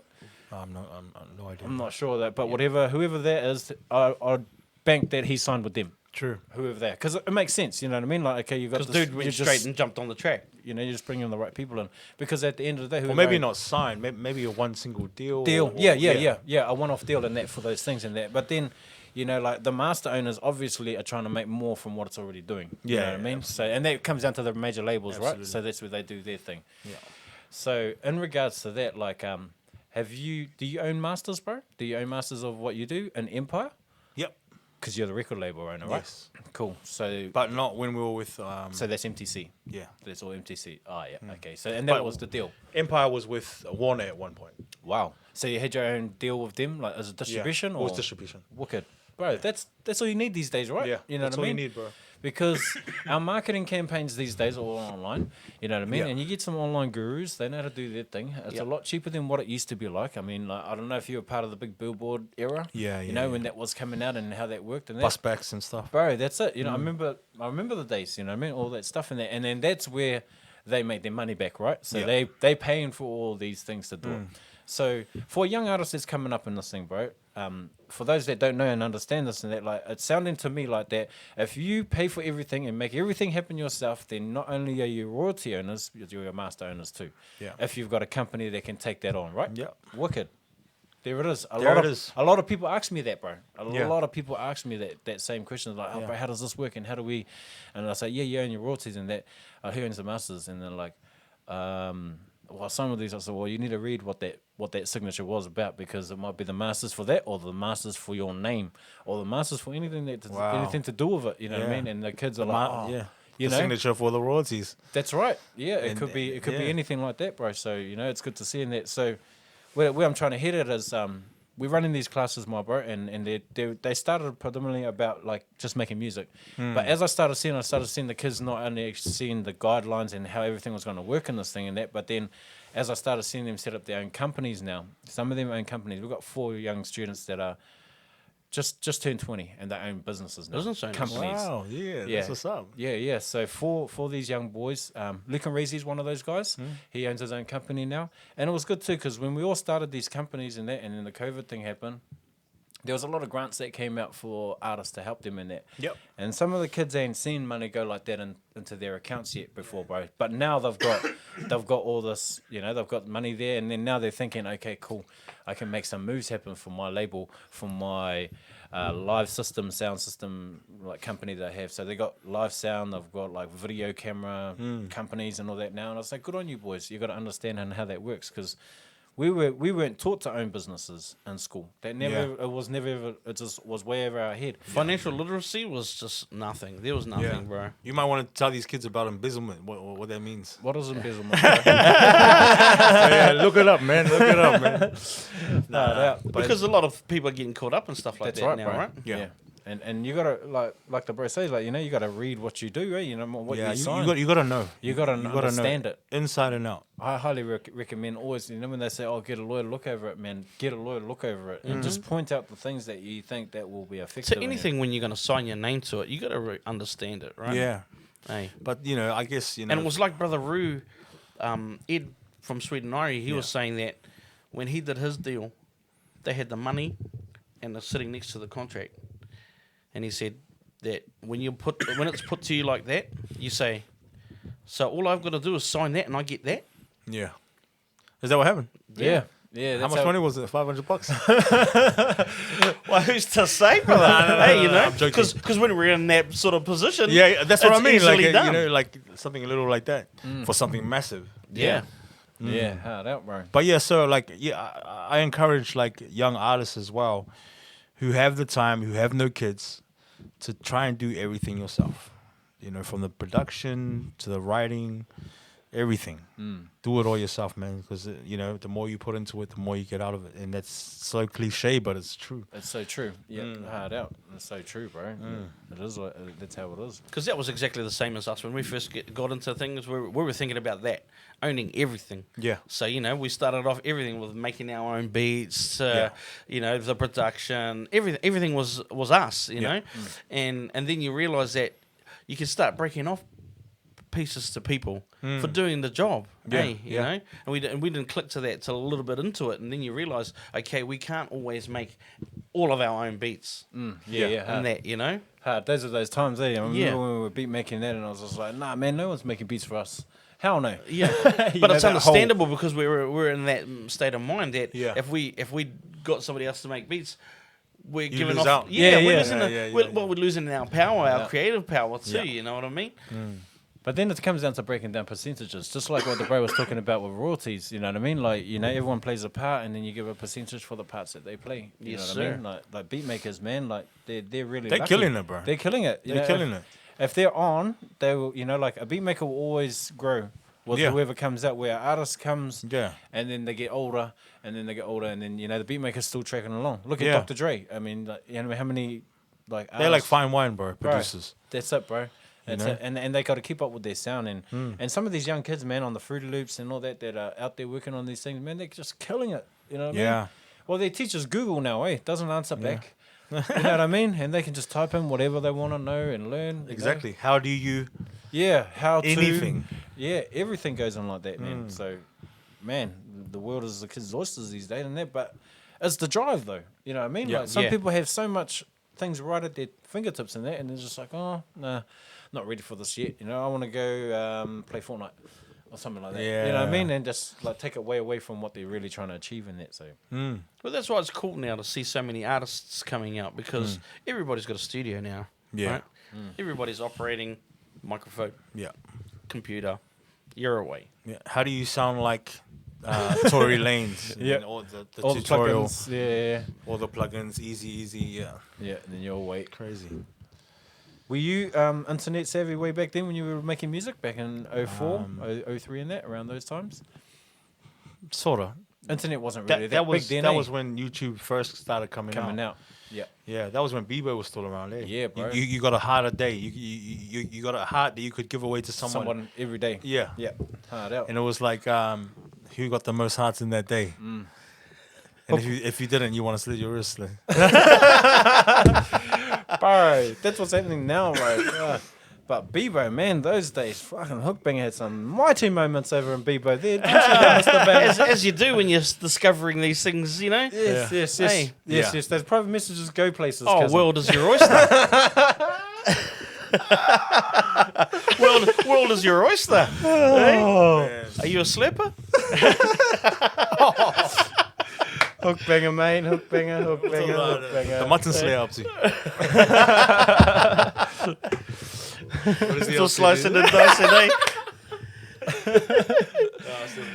Nah, bro, that's awesome, bro, that you speak on what you're talking about, bro, with the whole, how the business works, how you got into the game, and how, if you learn everything, then you own majority of your stuff, man. Because there's a lot of independent artists these days that are really, really killing it, and they're understanding it. They're understanding what the merch sides of this things mean. They understand that, oh, you're sponsored by this, yes, and there's differences in sponsors. Like, there's a clothes-wearing sponsor, and then there's a I'll pay you to wear my clothes sponsor. There's different types of sponsors that are actually out there that some people are killing it on, and some people are understanding it's like, oh, okay, cool, I'll just grab that because that's, cool, I'll grab it, you know what I mean? It is what it is, you know what I mean? But like now these kids are more educated now. They're onto it, like that young, what's the Rainbow Boy's name? 6ix9ine. 6ix9ine. Yeah. Look at what he's doing now, you know what I mean? And it's way out there, and the only reason why he is so big and what he is nobody looks like that. Who else is doing that? Hey, you know what I mean? Well, Like, the bro had a mohawk that was like. 100 Yeah, feet yeah. tall Oh for a yeah, while. brother. That was just discovering gimmicks, bro. You know what I mean? Hey, basically, I was just thinking. I had this one. no, you're trying to be a rock star because this I'm homegrown. Well, that was it, though. That was it, bro. And you know what did it to me was sitting in Koru Lounge with Tikitane, bro. Oh yeah. And dude had this mean mohawk, and I was just looking. I was just like, damn. Yeah. I said I could picture myself with that. That's And cool. then next minute, Yeah. we're Boom. sky high, bro. Cool, man. The Wi-Fi. Yes, man. And it was just cool to be to be different, bro. Yeah, Bro. We're hip hop artists, Yeah. but I want to rock it, bro. You Yeah, know what I yeah, mean? yeah. And it just gave just gave a whole I other had feel. that Jimmy Neutron look for a while. I look back at it now, I'm like, oh, it's all right, it's all right. It's all right. Oh, no, Tyrese. Fucking hell, bro. Bro, another memorable show, bro, was your father's show in the studio bar, bro. That first time when the Brother song came out and your father's first thing, that was The start of the tour. first Oh, time. yeah. First time I had ever seen a New Zealand group put that many people in there, bro. Like, you know what I mean? I've been to many concerts there, but no one like New Zealand wide could do what the boys did that day, bro. Like, you know Yeah. what I mean? I was like, damn, the bus, bro. That place was packed and a line down the street, bro. Yeah. We're still on our retainer. See what I mean? You see what I mean? Bro? Yeah. Yes, See what I mean, bro? Like these dudes gotta get schooled up, man. Don't get like you said, opened up for Yeah. Wap- Pow, pow, pow. Wi-Fi band. And the crazy thing about that show was, like, because we were trying hard, bro, to keep up, right? That's what we went there. We were like, man, Smash Proof. We're opening up for these dudes. We got to be better. Yeah. You know, that was That the was the mindset, mentality, bro. bro. That was our thoughts. Was like, we got to go in there and do a show. Yeah. Right. We got to And then- jump. Yeah, we got to jump.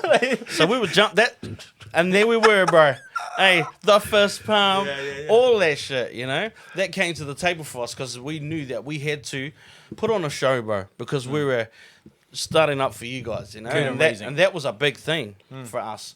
So when we got up there, and I remember as we were leaving after the show was done, and you came over with your mum, and you were going, bros, fucking sucks, man. And we were going, what's up, bro? And you're going, bro, my mum loved you guys. and then you go, and then when I asked her, well, how did we do, mum? And she was like, That's right. Yeah, I remember. Yeah, how there it goes. and that was just like, we thought at that time, okay, we did our job. Yeah. We did our job. And we're going to keep doing that. We're Yeah. gonna keep putting Even that though in my there. mum was probably the only 50-year-old in the. Big ups to mum, bro. For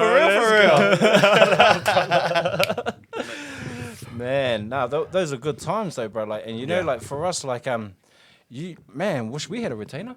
Hard out. Yeah, but you had a container. We had the container all the time, all the You had time. a container. And every time I opened it, I was like, man, where's the raps? The whole tour too. Oh shit. Yeah, bro. Like, you know, man, we wish we had a retainer. Yeah, honestly. Cause no, man. But the experience for us That was enough. that's what we got. That's what And we that's got out what of we there, bro. needed, yeah. we got experience out of there, and we were trying our new music, which was that up tempo shit, bro.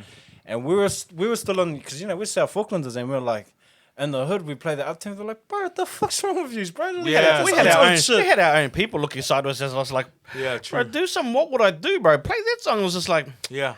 nah, like, man. nah, Bro, we're to this evolving. day, bro, that's still one of my favorite songs.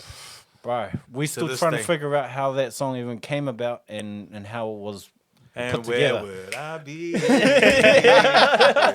you? Bro, come on, man. That was our jam, It's bro. like 15 years ago. Bro, for real, brother, for real, you know. And you know, How was that, bro? what's that song? No, yeah, there was remember that guy that Psych. is psych. Yeah. He's How's he? He's good. Yeah, he's good. He runs the Black Ace Records, boys. No, not psych. He was on that. Where would I be? Nunchucker? I think so. He's like VJ. brown. VJ. Really dark brown, yeah. VJ. Yeah. Oh, no, you must be talking about Nunchucker. Last verse, maybe? I think Yeah, it I was think something. so. Yeah. Yeah, he's been in and out of jail. Yeah, as he does, you know. Ain't nothing changed but the weather around there, my bro. You know, Was that so. VJ? No, not no. VJ. Nunchucker. Nunchucker. Yeah. That was Shout the out to last. Nunchucker, man. Stay out of jail, go. cousin. Stay out of jail. You know? You can do it. You The, can the do it. Rolex is for your hand, not for the leg, my bro. We got to keep them up on our wrist, my Yeah, bro. believe that, Watch believe the that. time, not look at time. Let's go. Yeah, it's not the way. That's not the way. But what we were going through, my bro, was like when we were doing the tour with you guys, we were trying to venture into this new music, which was like up tempo dance stuff and that. And we thought we'll try it in the North Island, and we were just getting like no love up in the North Island. And the further north that you headed, it was worse. the worse it got, bro. Yeah, But it Like- wasn't until we went down to the South Island with you guys, bro. And then Popped off. bro, the white people loved it. And then we were looking at it ourselves like, oh shit, they love this shit. And then, you know, people were just coming out, man, we love what that is. What's that? We were like, to a point where we're part way through that tour, we got asked to go back and do shows in like Dunedin and Wow. yeah, just for that type of what's music. up. And that's what made us think, That's what's shit, up. okay, let's go in another direction and, you know, try head this different ways and that. And that's what caught the attention of our brother Sev. Because if you listen to like the Timmy Trumpet thing, it's similar.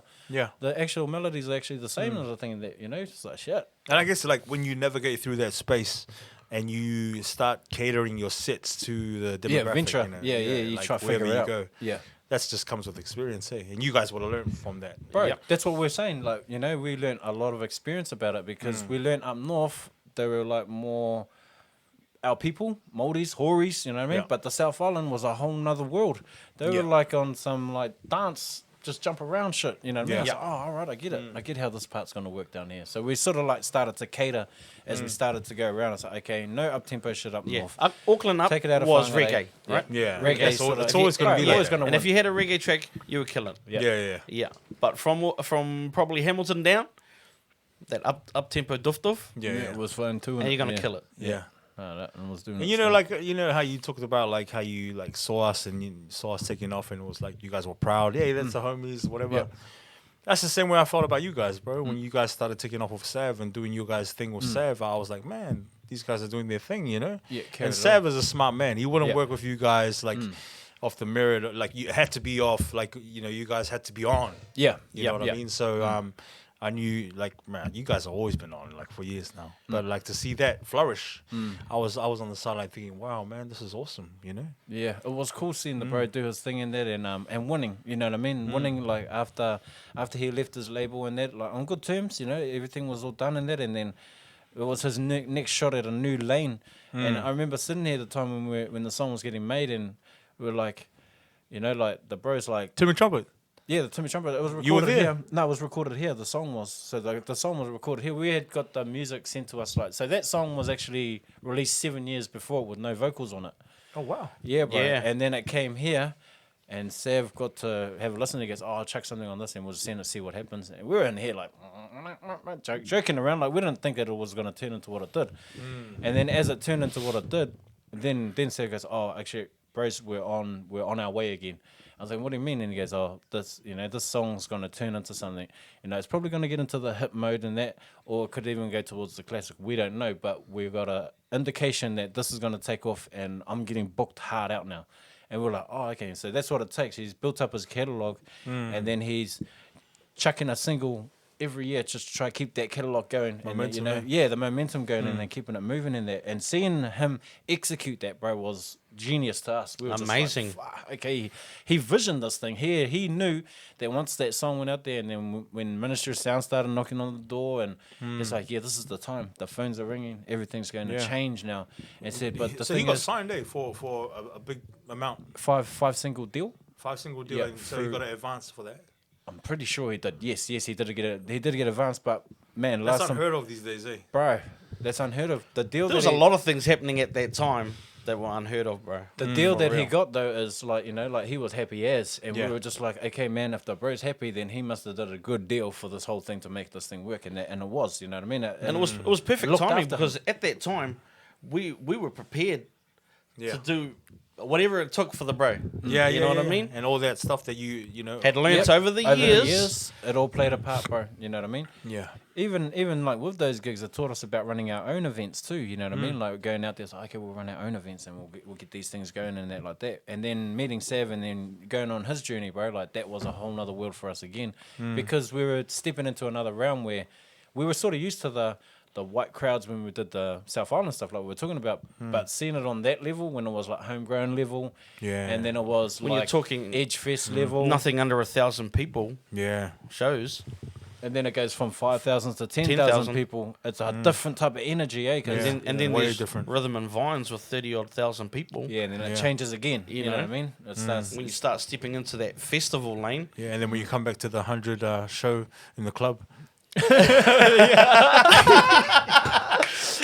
Not the 100 show club, eh? 100 or 50. Quarter retainer. I'm not performing. I'm sick. Oh, man. Man, and that's the adventures that you go through this music industry and that. But educated minds is what makes things happen for all of these young Yeah. fellas that's coming into this game. You know, a lot of people want to come into this music industry because they can see the glitz and the glamour. But Yeah. don't forget, it's a dark game over here. You know What what I does mean? it take to get that glitz and glamour, right? Yeah, Yeah, that's right. And there's a lot of highs, there's a lot of lows, like astronomical highs and bottom of the dumps lows. You man. know, and if you're not like if you're not grounded, if you're not aware of all these bag of mixed emotions, and you're like this your whole career, bro, you're like, it's understandable you turn to substance. Yep. You know, and I'm just speaking from my experience, man. Yep. So you got to be prepared for the falls. But the beautiful thing about the falls, man, it's only up from there. Yeah. Yeah. No, it's just how you stand up after you fall, bro. Yeah. Like, like many a times, even in myself, company owner, I've failed it 3 times. You know what I mean? Like down, up, down, up, down. Oh, okay, get it now. Understand how it works now. You know what I mean? Before it was just like, I didn't get it. I didn't understand how that was going to work. But now I understand it. Now I know how I watch, big corporations and businesses and leasing cars and all that. I understand all of that now. I understand how expenses work towards our advantage, and I understand how GSTs work towards our advantage too, if you know how to play it. And that's the stuff that I wish they should have taught me at school. Because I went into this company thing blindfolded, like, yep, I got a company. Fail. Oh, all right.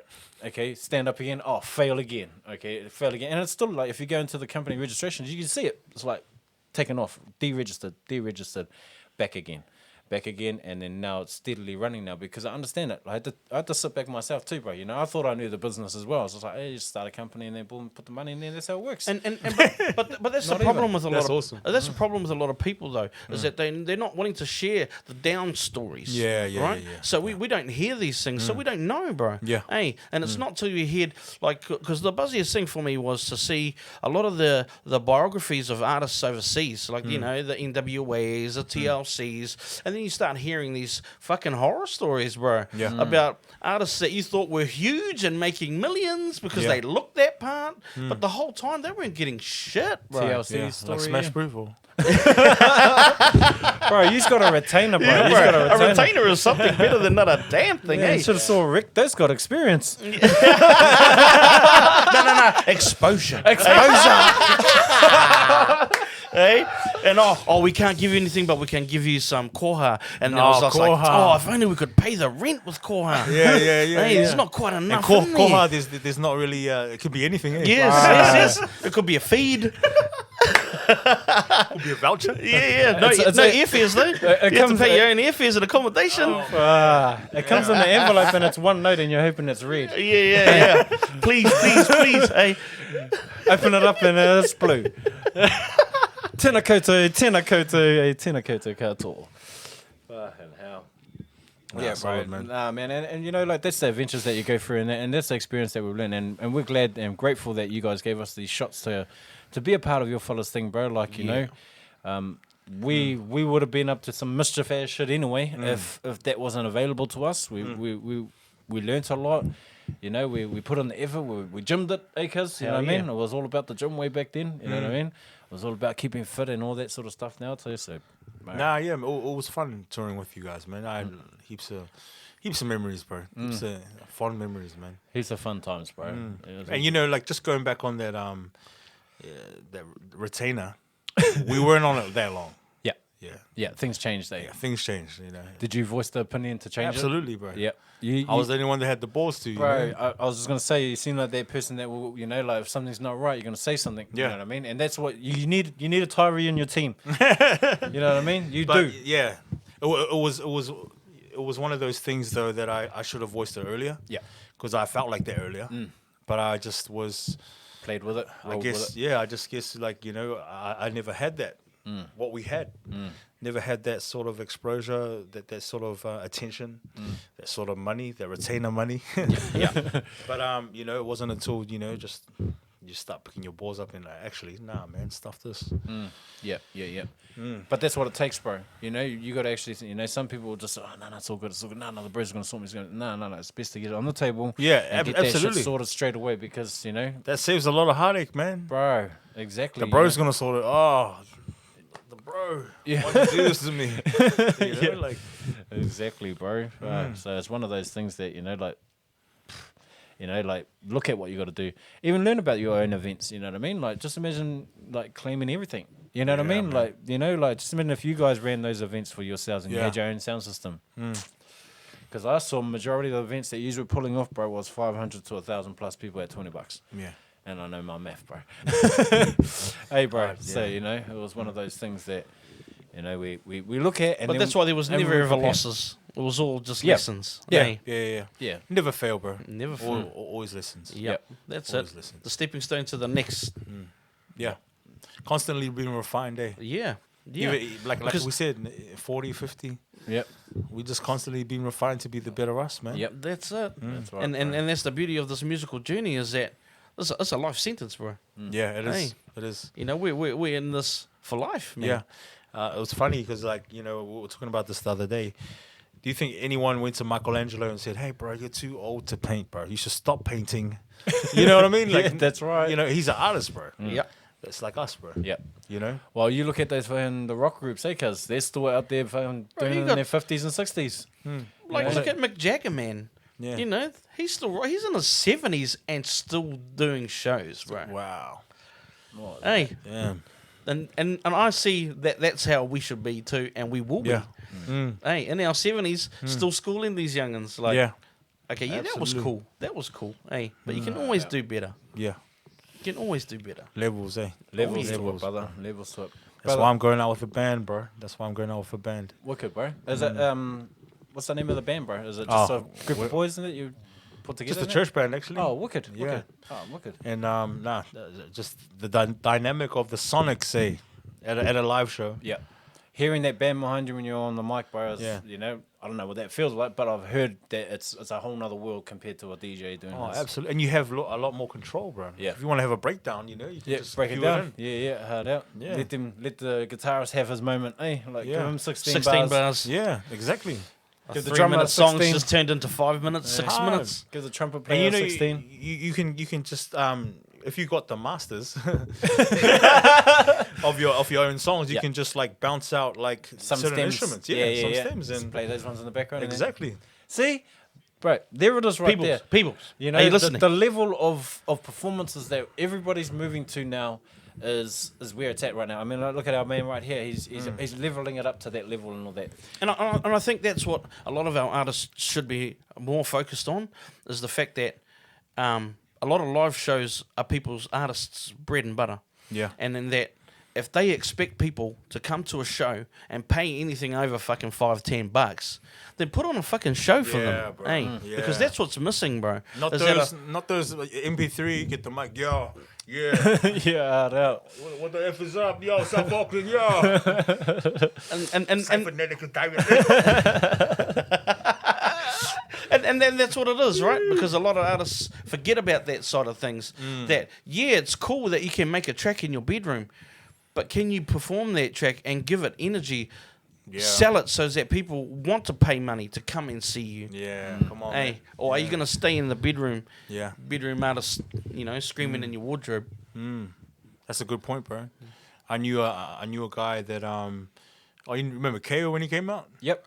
So he was the man, like on records, you know, he was the man. He was killing it, and he's dope. I rate him. Like Yep.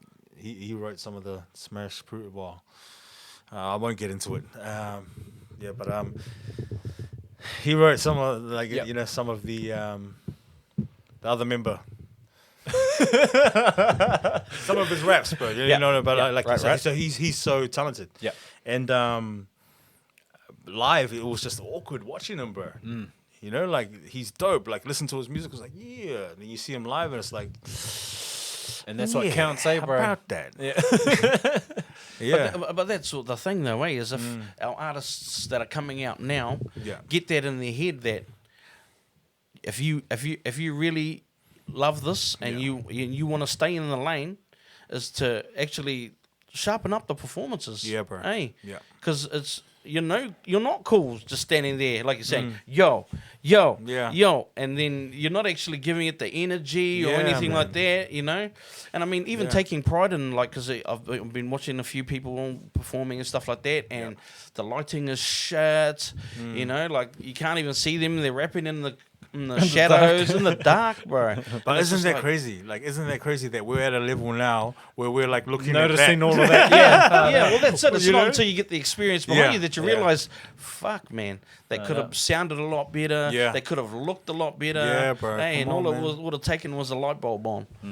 Hey, Or yeah, just a corridor, bro. yeah, that's it. Corridor. Like whoever's around them to say Yeah. stuff to them, right? Yeah, And bro. instead of blowing fucking smoke Yeah, up their exactly, ass, bro. because that's what happens, Bro, right? that's a culture out this motherfucker too, Yeah, bro. and that's the problem of it, bro. Some smoke Is that blowing nobody shit. actually speaks realty to these people. Like, Yeah. you know, hey, bro, how about sharpening that song up because it sounded like shit. You know, it could have sounded better. Oh, you're a hater, bro. Yeah, you're a hater. That's Yeah, what and I'm that's saying. what happens, bro. I don't want to hang out with you anymore, man. Yeah. hard Yeah, out. that's like that. Yeah, that's it. And saying that, like, because I remember people would say, send me songs and say, oh, what do you reckon about that? And I was just like, I didn't even want to speak on it, because then if you gave it a true critique, people would say that exactly. Oh, you're just a fucking hater. Yeah, it's just yeah, like, yeah. well, don't Yeah. fucking ask. Yeah. Hey, if you don't expect me to speak on it. Hey, Yeah.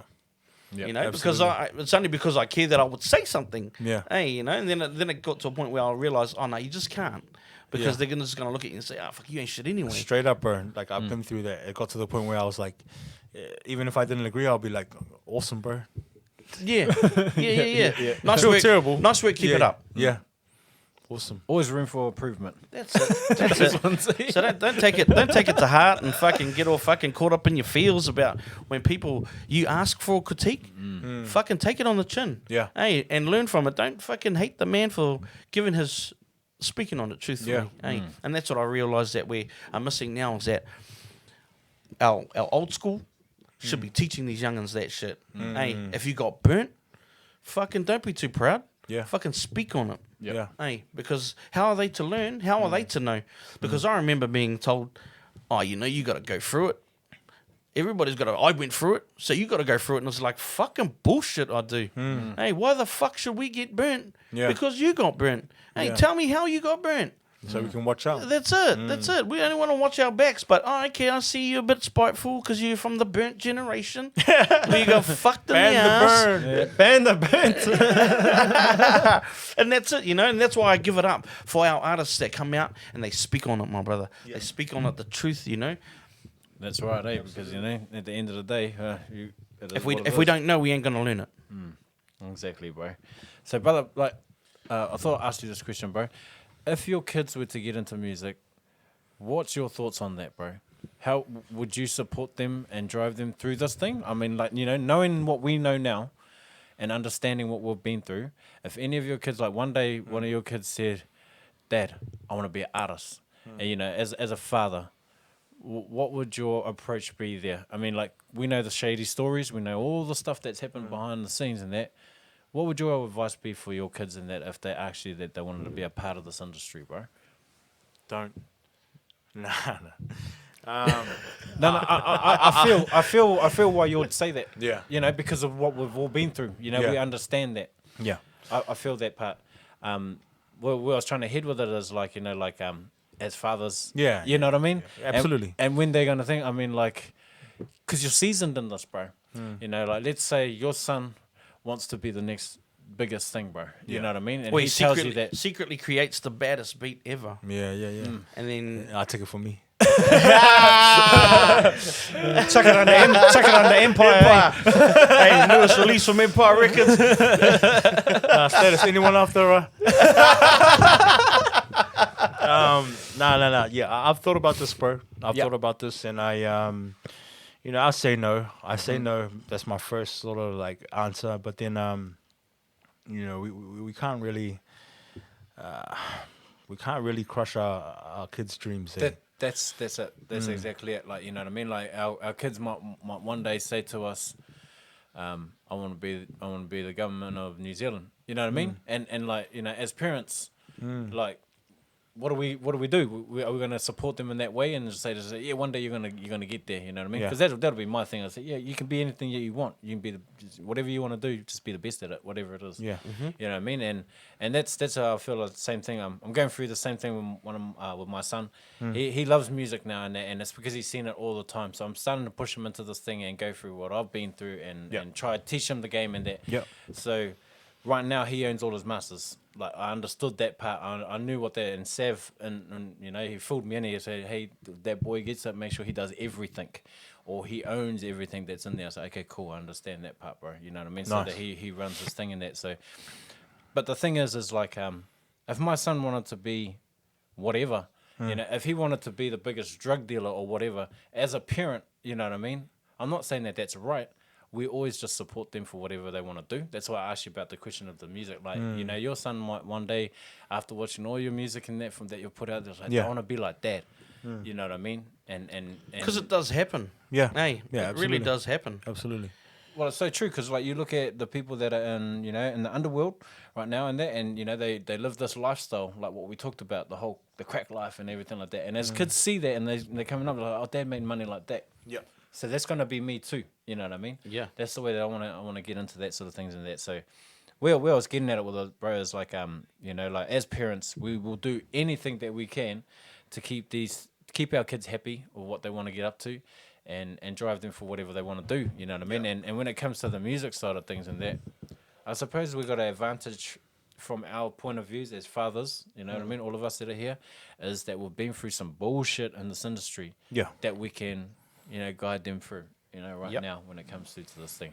But I like how you said no right from the start, bro, because that was my same thought too. I was just like, nah, this game's not meant for you. It's totally different, you know what I mean? And But if I we realized, have a half an idea of what to look out for, then we've got more of a better chance than a lot of other people yeah, no, that's right, yeah. Yeah. to school them. Yeah, absolutely. And So, lead them. so I think like as parents, like we definitely have to nurture anything, whatever it is that they want to, they want to do. I don't know about that drug dealing one day. Well, I'll put it like this, bro. I'll put it like this. When I grew up, I didn't do the right things when I was younger. I was on the wrong side of things. The drugs dealing, the burglaries, everything. You know what I mean? All that sort of stuff that come out. One thing that I do appreciate from my parents was they never ever said to me like, "That's wrong," da da da da, and all that sort of stuff. They never ever said it to me. They just said, "Whatever you want to be the best at it. That's it." Wow. And I was just like, oh, okay. And I think that what got me to where I am today was that support, because I had to learn myself that when I got caught doing what I do, and I got my charge, I got myself put in, I'm in That's the your system own now. shit. That's my shit. I had to take that on. And my parents just say, whatever you're going to do, there's a consequence to what you're going to do. So do whatever you're going to do. And my mum was like, you're pretty good at what you do too. And then she said, but you can be good at whatever you want to do. It's up to you though. And I was going, yeah, sweet. You know what I mean? Yeah, Go out yeah. there and make it happen, because you were like, okay, I've got the approval of my parents. And it wasn't an approval. It was just support. Yeah. That's all it was, bro. And then I tell my mum now, I was just say, I'm glad that you supported me in those times when I was trying to find myself, because if you told me not to do it, I would have definitely done it. You know what I mean? But you just let it roll. And it's those experiences that put us in the place we are today. Absolutely. Yeah, right? that's Hey, right. if we didn't go through all of that, then we would never have known this. Hey, and what this side of life is like. Yeah. Right? But it's also that taught us business, but from a street level. Yeah. Right?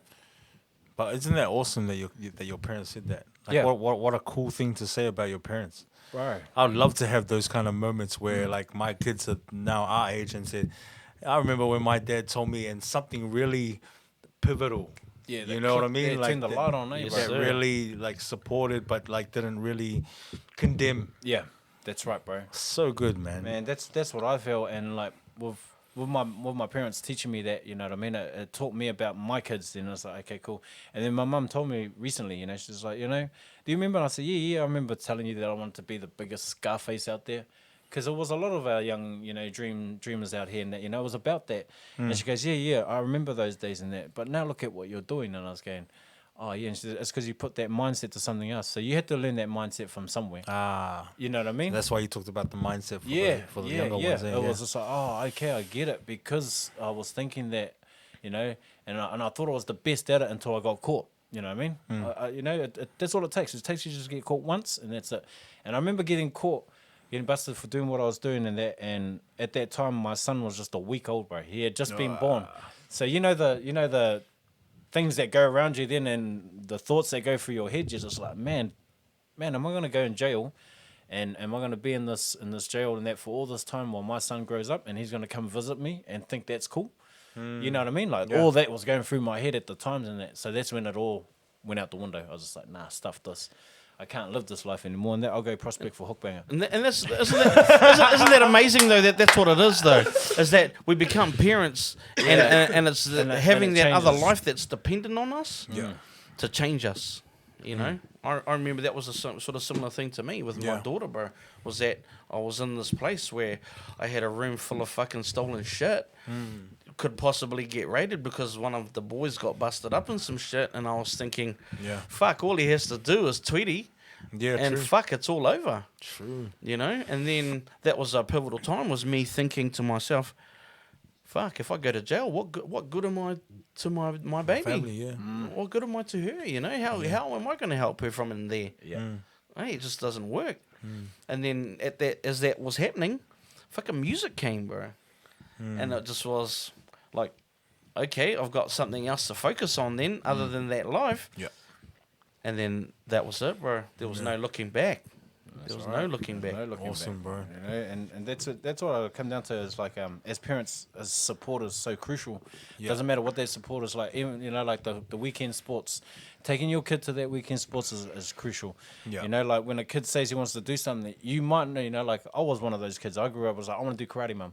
So go do karate. Oh no, I don't do that anymore. They're like, fuck, we just bought you the uniform. That cost you 100 or something. You know what I mean? But okay, what else do you want to do? You know, and then I realized, I was like, oh, okay, you just got to go through these processes with your kids. Yeah. Until they like Find ding, themselves. Okay, I found Yeah. it. This is what I want. And I was Yeah. going, okay, cool. We're there now. Now I can work on what I'm supposed to do as a parent Awesome, bro. to get you there. You know what I mean? To the kids. You know, 3 boys and a girl now. You know. Yeah.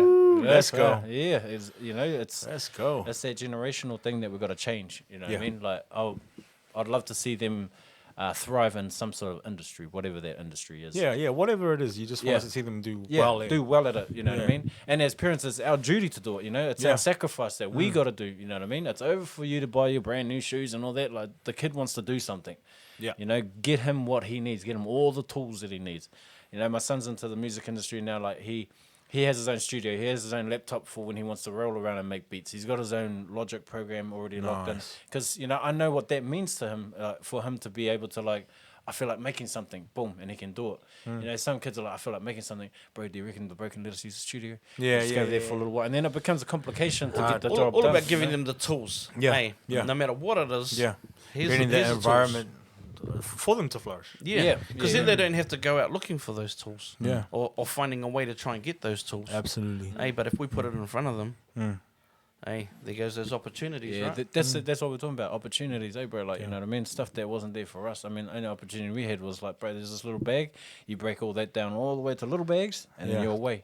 You know what I mean? And it's the same with the game. Like, you know, there's this music, and you break down all the merch. You know, it's the same thing. It's like, you know, Same mindset, different game. the thing Yeah. is, in that world, A little bit longer to get up the mountain, but yeah, hey. yeah. That's it, bro. You eventually get up the mountain, Yeah, bro. exactly. If you're playing the game, then you eventually get there. And it takes a little while, but like you say, bro, you'll eventually get there. Yeah.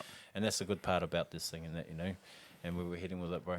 So, Nah, yeah. cool, man. Nah, it's awesome to see how things are working out, bro. Especially as fathers now. We're all Yeah, bro. fathers. Come on, man. Out. I think It's a beautiful journey. I remember when your how old is your oldest now, bro? Like, I think that I remember we were at a gig and you were saying you're having a baby one time, and I think Yeah. we had already had we had our kids, and I was like, oh Yeah. man, it's gonna change your life. I think it was Topo. Was one of those ones. Yeah. Man, bloody Topol.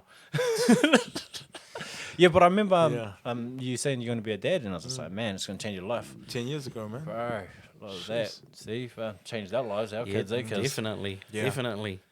You Yeah. know, because like I tell the story for dads with daughters because this happened to me with my girl, and it was she got to an age which is usually around about 14, 15, where they Wait, discover let me write this down, man. where they discover where they discover boys. Yeah. Hey, you know, and it was in my head, it was my worst nightmare, bro, because she rings me and she says to me, "Oh, Dad, I want to bring my boyfriend with me, you know, because I used to go down and pick her up every week, every second weekend to come and spend time." I say, "Oh, yeah, okay, cool." Yeah, and she goes to me, "Oh, I want to bring my boyfriend this time." In my head, I was like, "What the, you know, man, I'm gonna kill this kid when he comes here, you know," because in my head, you know. So I thought to myself, "Can you let me think about it?" And she goes, "Yeah, sweet, okay." So I had a whole week of just fully stewing on the idea that my girl's found boys, bro, and she's gonna bring this dude. So, okay, first thing, homework. Okay, check out dude. I check out dude's page. Dude's got blue bandanas everywhere, bro. One on his head, one in his pocket, and I'm just thinking, fucking young me. Yeah. Yeah. Young me. This dude is young me. How the fuck do I deal with young me? I'm fucking pig-headed, bro. Hey, yeah. Hey, like, instantly, brother. You know, straight away, the blue bandana just told me, fucking smash this dude. Hey, you know, so how do I deal with this? And so I said, I had a week of stewing on it. Comes to the Thursday, I ring her up and say, yeah, sweet, okay then, Uncle's going to come down and pick you up, sweet as, bring him with you. So I do a little bit more homework, come to find out that dude was raised by his mum, but was a little bit disrespectful to the woman. Right, so I thought to myself... No dad around, eh? Yeah, no dad around. So he was, but not, you know what I mean? Yeah. So straight away, and I got told that dude eats with his hands, bro. So he doesn't use knives and forks. So in my head, okay... I get my brother, can you go and get us some Chinese? Hey, and I'm sitting there with the fork and the tray gets down, they're setting us up for dinner. And my first thought was, if this dude's hand reaches across and touches that, boom! Fork. I'm a forking, bro. Because as soon as I met dude walks up to the door, doesn't even look at me, bro, goes to shake my hand. Like The slithering one. Something similar, bro. Something similar. And I was just like, oh, man, this dude's just not off to a good start. He goes to step in the front door without even taking his shoes off. So straight away, bro, I'm thinking, no respect. I said, hey, bro, take your shoes off, mate. Hey, so he kicks off his shoes. Oh, you're that guy. And my daughter's straight away looking at me like, Dad, don't do this to me, And I'm thinking, no, this dude gonna learn. Hey, dude gonna learn. So I say to them, hey, look, the whole weekend, that door, open, okay? I don't want to see it closed because, you know. Young'uns, young dude. Yeah. Young dudes think with dick, bro. So there's nothing else, right? Hey, Young banger. that's all we think about. When we're young, we're not thinking about, oh, man, I love you. It's just like, I can't wait to smash. Yeah. Hey, but honestly, Yeah. hey, so straight away I'm thinking, okay, door open. Yeah, sweet, okay. Now I'm thinking, how do I have the birds and the bees talk? Because in my mind, I'm thinking, I want to put the fear in this boy. Yeah. So that he knows that he ever crosses boundaries with her, we're going to have some serious problems, bro, Yeah. So straight away, I get my thing out. What's that? Yeah. So I get that out. You got the fun of her. Wow. Bro, I put it on the bed, a couple of shelves next to it, and I'm thinking, fuck, how am I going to have this talk? How am I going to have this talk? Dude walks past the door, looks in the room and sees that straight away, and then I just see his jaw just do the bah. And I'm thinking to myself, fuck, here it is. So, hey, come. Because I'm trying to not get my daughter involved, because I didn't want her to see this part. Yeah. So I was just thinking to myself, hey, bro, I really like you, man. You're all right. You're all right. And as long as you look after my girl, we're all right. Hey, but I said, as soon as you see this, we've got a problem, eh? We've got a problem. And he was like, well, no, yeah, okay. Like the whole weekend is sweet, man. Wow. Take them home. Everything's good. Monday, Tuesday, I get a phone call. Dad, what did you say to him? Because dude just did the bolt, bro. Oh, wow. Yeah. Wow. And to myself, I was like, yes! Hey, is this how it's done? So I always tell the story to a dad because I know from personal experience, and I don't say that this is what you've got to do, but in my head, at the time, it was the right thing to do. Like, this could have gone fucking seriously, majorly bad for me, because if dude's dad was something, it could have been something. You know what I mean? And I never thought like that because I was only thinking for my girl. Yeah. Hey, and when it comes down to it, because I have a stepdaughter too now, and I give her that same love that I would for my girl too, is the same thing, is that if it need be, I will do the same thing again. Yeah. But, not that I would say, but I'll put a lot more thoughts into it now. Yeah. And because I'm a dad, and because I know, coming from personal experience, that I was the devil when it came to the woman back in the day. This fucking guy. So I always have these talks with dads that have girls, especially, And Devil over here only just realised that when he gets his girl himself now. Well, you know the saying, my bros, they always give those guys the daughter first. Yes, exactly, and not sure and what this is that means. This is the part of the journey that I learnt was that that because the girls, that's our heart, man. That's our heart. We put it right there and we protect it with the same fucking effort. Oh, but where the bubble wrap at? Hey, I'm wrapping my baby up. Hard Straight out. up, bro. Hey, wish a nigga would. Hey, you know what I mean? And it's like that. Yeah. And I feel that way. So is that I always tell the story to dads with daughters because I know exactly what it is because hey, especially when they're out there and these boys are looking, it's like, fuck, how do you deal with a younger you? Yeah, true. Hey, It's crazy, man. Man, that's crazy, man. That's crazy. Yes. 'Cause I used to be tricky, man. So, yeah, that's it. Hey, like, yeah, Hey. like we know every in and out. We know the angles. That's it. And we're damned if we do and damned if we don't. You know what I mean? Exactly. Hey, we're in that. It's that sort of space that we are in. You know, it's like you're backed up against the wall, but hey, I ain't gonna stay there. Exactly. Yeah, thank you for that, though, bro. Yeah, my 10-year-old is she's a TikToker hard, bro. Yeah. No matter what we're doing, bro, she's just Yeah. everything, bro. yeah. Go shopping, she's like, Yeah. always dancing and stuff, and so And girls think with an innocent mind, bro. You're not Yeah. thinking that, because boys, they don't think like how they just say, oh, that boy likes me. And it's just like, man, that little motherfucker's trying to smash. yeah. Hey. And she didn't believe, and my daughter didn't believe that, bro, from me. I kept saying to her, I said, hey, look, be careful because these young boys are going to, she was going, oh, we relate on so many levels. And I was going, man, this little motherfucker going to tell you whatever he want, you need to hear, so that he can get to where he's going to get. And then, sure enough, it came out in a conversation. He said to her, oh, I want you to come over to my house, but, I just want you to know that I'm trying to smash. And then she got it. Yeah. That it took that conversation for her to click. And I was going, hey, Innocent, eh? that's but that's it, bro. Because girls are that way, bro. They're not thinking like that. They're just thinking, oh man, I'm after a friend that I can be close to, Hey, because in all honesty, they're looking for love. Hey, girls think about love. But in saying that, bro, like I like to believe that I want to raise my son to be, bro. I want him to be a virgin, bro, until he gets married. Right. Like if I could trade it all, bro, I would do that. I just want the same for him, and I want him to be respectful, and to women, like if we can raise our sons like that, then we won't have to watch out for us. But isn't it that's what it takes is you to have a girl to realize these things. Yeah. Because if it's with boys, it's like, boy, you get out there and you do the damn thing. Oh, Hey, I'm telling you him. do the I'm damn telling him, thing. son. Spread that Jane G. And he hates it that I have those little conversations with the Neff like that, Yeah. I was going, boy, you don't need to settle down.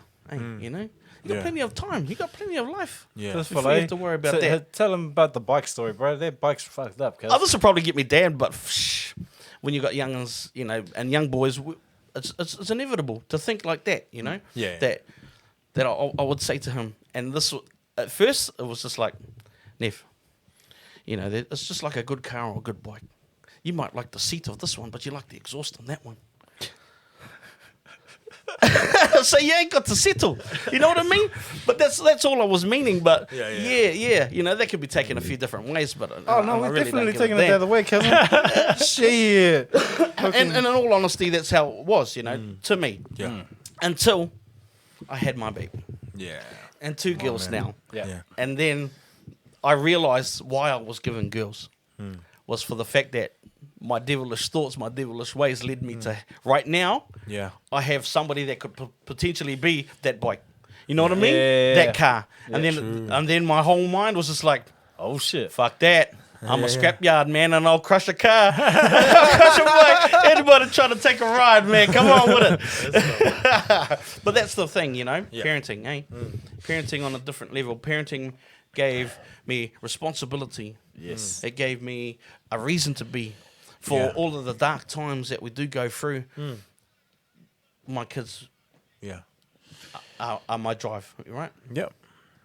Yeah, no, I agree, man. Like I said before, it's like we could do it the best that we could do it. We could do parenting the best that we know, the best that we've seen from our parents, or we could really level up and learn how to how to be better parents. Yep. Like be intentional about okay, this is the social media phase. This is the social media era, really. Yeah. How can we navigate through this space? How can I be a better dad to my son, to my daughter through this space, through this time? And because it's always going to change, bro. I reckon like from 10 years from now, it'll be nothing. It'll be something else. Yeah. No. Another 10 years, something else. So Generations. I think it's up to us. It's the responsibility that we have as parents today to really learn how to be better parents. And I remember being told a little while back when we were first getting into it that, from one of our uncles, and he was on his deathbed, and he was saying that we were going to be the generation of change, because we did our song, that What Would I Do song, for him. Oh wow. Yeah, and he was speaking in Māori to the other kuias that were in the room, and he was saying, this is how our This young generation are are going talking to us. talk to us, and we need to listen. Wow. And that in itself was like it made Spiritual us moment for bro. us. It really Yeah. made us realize that.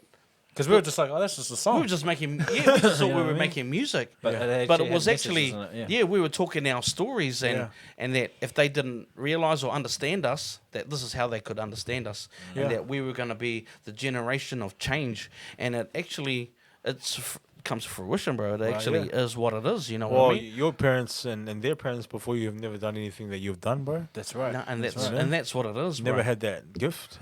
Well, maybe they did, but not with the times. Times, Yeah. yeah. The times Yes. wasn't, yeah. You That's know what I it. mean? The So time just wasn't- imagine the onto Māoris way back in the days, the natives with internet. Hey, you know what I mean? Like that knew. It's like, oh, okay, bro, we can navigate the fish, G. You don't have to go out there and wait and see if it's going to come. You just type this GPS. You know what I mean? Like they were Yeah, smart. yeah, yeah. They're smart. So Absolutely. however the world evolves, we're always going to evolve with it. You know what I Yeah. mean? Look at us. We're in social media. We've all got phones now. This is Yeah. a new thing that everyone holds. You know, all, It's crazy, all yeah. like that. You know what I It's mean? so crazy, man. When phones used to be like, you know, we're Flip. from that, yeah, bro. Even the whole the phone brick. home, Yeah, Hey. yeah. you know what I mean? Fuck. And if you said you're gonna be somewhere, you You better be there. bro. yeah, yeah. Don't want to that's walk it. all the way there and you're not home, bro. Your word was your honor, man. yeah, like, hard out.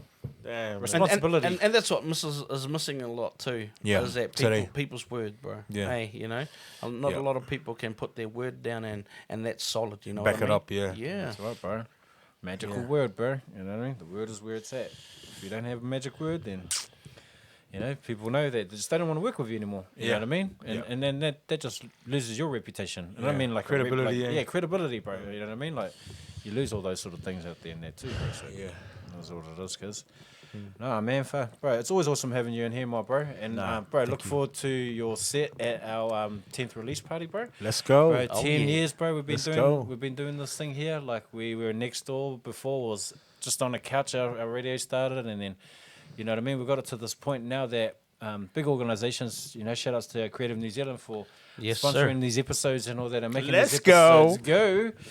You know what I mean? Like been so long before we got to this point now, you know what I mean? And it's good to have great artists like yourself sharing great stories, bro. And there's great knowledge in these things, and that there's a lot of gems in these that a lot of people have been talking about that they've never seen and or heard about before. Some artists that keep asking me the same question, Yeah. and I always say to them the same thing about what it is. But then it's good that we bring in an artist like yourself and you speak on it as well, because you're in the industry. They see you in there too, and like, oh, okay, he's another guy, and he's saying the same thing too. He's going It's through reputable the royalties. word. Yeah. Hey.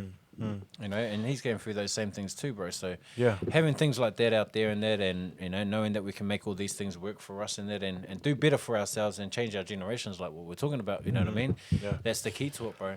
You know, we might not look at it, but we are a role model in our own ways, all of us. You know what I mean? Yourself, you know, if it's a role model in parenting, or if it's a role model in our community, whatever it is that you're out there, just make sure you do the best at what it is, eh? You know what I mean? That's what I was told. Yeah, hell yeah. Support was a big thing for me growing up. So if I can give any advice to anybody out there, is like, man, if the kids need to or want to do it or spark up something, like they say, man, that guitar looks cool, man, make it happen. Go get that them a guitar for guitar, them. yeah. Yeah. Yes, sir. Yeah. You know, they might not like it for the rest of their years, but at least you're supporting their moves. You know, Yeah. whatever that move is. They it's feel like- safe enough for them to come and talk to you That's about right. it. you know? That's right. And then they learn about, you know, like how to deal with failure, because failure is a thing that a lot of our people that are into business are scared of. They're like, That's I don't want to huge. fail, It's a huge thing, man. bro. It's a huge Everyone's thing. like, man, I failed 3 times. You know what I Yeah. mean? But I've learned how the business works now. I had to fail. But isn't that a beautiful thing about business, though?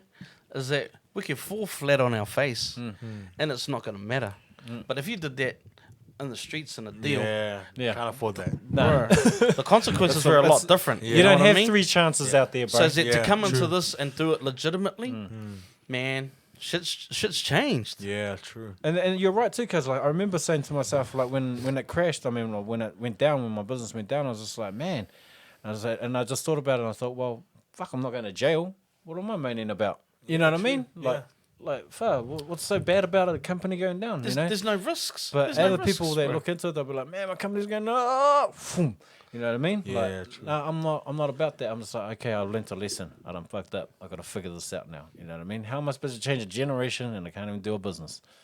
Hey, you know what I mean? I've got to Exactly understand right. this thing. So it's good that we're getting to this point in that. And we're perfect role models for the game, my bro. So, bro, appreciate your time, brother. Sweet as I my know man. I know you're a busy man and all that, and you always got to do your thing. Back to the fams too, bro. So, fams is always the most important part of our lives, bro. We all got a purpose here. We're all out here doing our things, bro. Do you have any shout outs, brother, that you want to give out to anybody out there before we lock up this badass interview for tonight, brother? Yeah, man. I just want to shout out everyone that's in recovery. You know, everyone that's a day clean, that's choosing life. It's so easy to just choose death and remain in death. You know, when I say death, I mean addiction. Yep. No matter what it looks like. You know, no matter what, if it's alcohol, if it's substance, whatever, if it's your phone or you know whatever it is, man. Like everyone that's choosing life, kudos to them. Shout out to my wife that she'll be watching. My daughters, it's school holidays, so they're probably watching as well. Mila, Lofa, and Tyree. Yeah, man, thank you so much for having me, guys. You know, I always love these interviews where there's not much of a filter.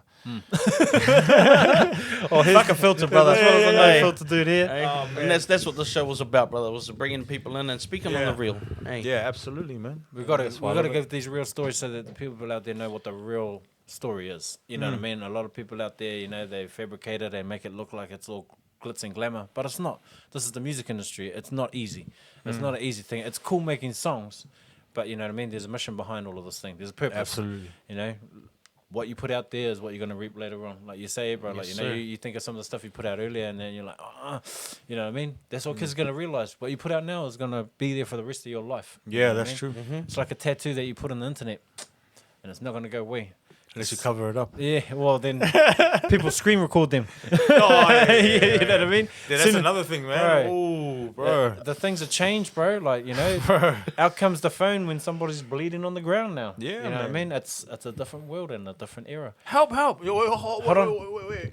Hold on, I'm just going live. And now I got you. Yeah, true. Right, the that, world brother. of the internet, brother. Yeah, man. World Hey, of the internet, when man. instead of helping out, we just rather record it. I know, man. Oh, bro. I'll help, man. Straight up. I know you guys will too. Yeah. Believe that. Yeah, or maybe do both at the same time. Pull out the phone again. Yeah, come, bro, come on. Hold on, I'll just go on the rip page. There's more people on there. Wait, bro. It's Just gonna tag everybody in this motherfucker. Nah, yeah, cool, bro, man. man. Nah, appreciate your time, bro. Because believe that. time is precious. You know what I mean, and we Yeah. appreciate any time that you and look forward to this thing. So 5th of September is Yeah, our date 5th that of we've got Okay. ready for this thing, bro. I Yeah. did give you another date, my bro. So I've just telling you now because 5th I think of September. yeah, 5th of September. I think you told me the 27th. 19th. Oh, 19th. Yeah, right. yeah, it was 19th and that.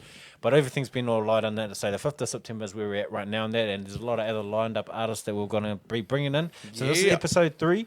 We got a 10 show episode in that. And then we'll be doing the 10 artists that come to the show and that, and they're going to come out and perform on this thing and that for our 10-year party, man. Like, we appreciate this, like, you know, having big Yeah. artists like you, my bro, Sweet and Ari, our bro, Inked Up in that, and everybody else that we're about to bring in on this thing, bro. We appreciate all you guys' time in that because Nah, thank you, bro. without the artists, RepFM wouldn't be what it is, and Believe that. you know, without this type of platform, we wouldn't have the real stories like this for our youngsters to grow with, bro. You know what I mean? So I appreciate that and appreciate you sharing your knowledge because some people don't like sharing knowledge, bro. You know what I mean? And you're just out there with it, boom. Royalties, this, masters, boom, that, this, you know what I mean? It is what it is. People can just go back on the stream right now and then check it Yeah. out and go through and, you know, pick out all the gems that relate to them Let's go. and make it all happen. True that. Yep. So we've covered a lot of things. We've parenting, music, you know, Religion. the business, religion, man, Relationship. addiction, relationship, bro, kids, you know, great stuff that's on the screen there. That's a beautiful thing. So yes, man. Bro, thank you very much for coming you, on my man. through. Hey, do you Appreciate mind it. if we do something a little bit different, bro? What do you wanna do, bro? Close off on a prayer. Bro, let's do it. Let's All do right, it. I mean, I'm gonna respect this. Thank you, Father. Thank you, Father, for this time of fellowship, Lord Father. I pray that you continue to guide us, continue to walk with us, Lord Father, in these times of uncertainty, Lord Father. I pray for identity in our kids, particularly, Lord Father. Lord Father, I lift up the brothers, actually both our brothers' businesses, Lord Father. I pray for favor over those businesses, Lord Father. I pray for blessings. Thank you for the blessings that you have given them, and thank you for the blessings that are yet to come. We lift up the 10-year anniversary, the gig, Lord Father, and thank you for the 10 years, Lord Father. Thank you for the wisdom, for the knowledge, for the growth that these gentlemen have learned, Lord, have obtained, and that continue to grow and to school others, Lord Father, school the younger generation. So I pray for favor over that space, Lord Father. I pray for more grants, more opportunities, more investments, Lord Father. I pray for favor, absolute favor over RepFM moving forward, Lord Father, in Jesus' mighty name. I pray that you protect our families, Lord. I pray for a hedge of protection around each and every one of our kids as they go out to, as they just enjoy the school holidays, or if they're in studies, work. Pray for everyone, every single person in this room right now, Lord Father. I pray that you protect them, guide them, in Jesus' mighty name. Amen. Amen, brother. Let's go. So that's us for another Daily Dosage, man. Yes, we'll sir. be back again next week, and we'll see you guys then, man. Peace. Peace out. Peace. Tell me what you know about growing up on this side. South of the city, and we coming to your life on the 275, homie, that's where I reside. 275, homie, that's where I reside. Straight up out the gutter, and you know we gon' rise. South of the city, and we coming to your life on the 275, homie, that's where I reside. 275, homie, that's where I reside. Oh, man.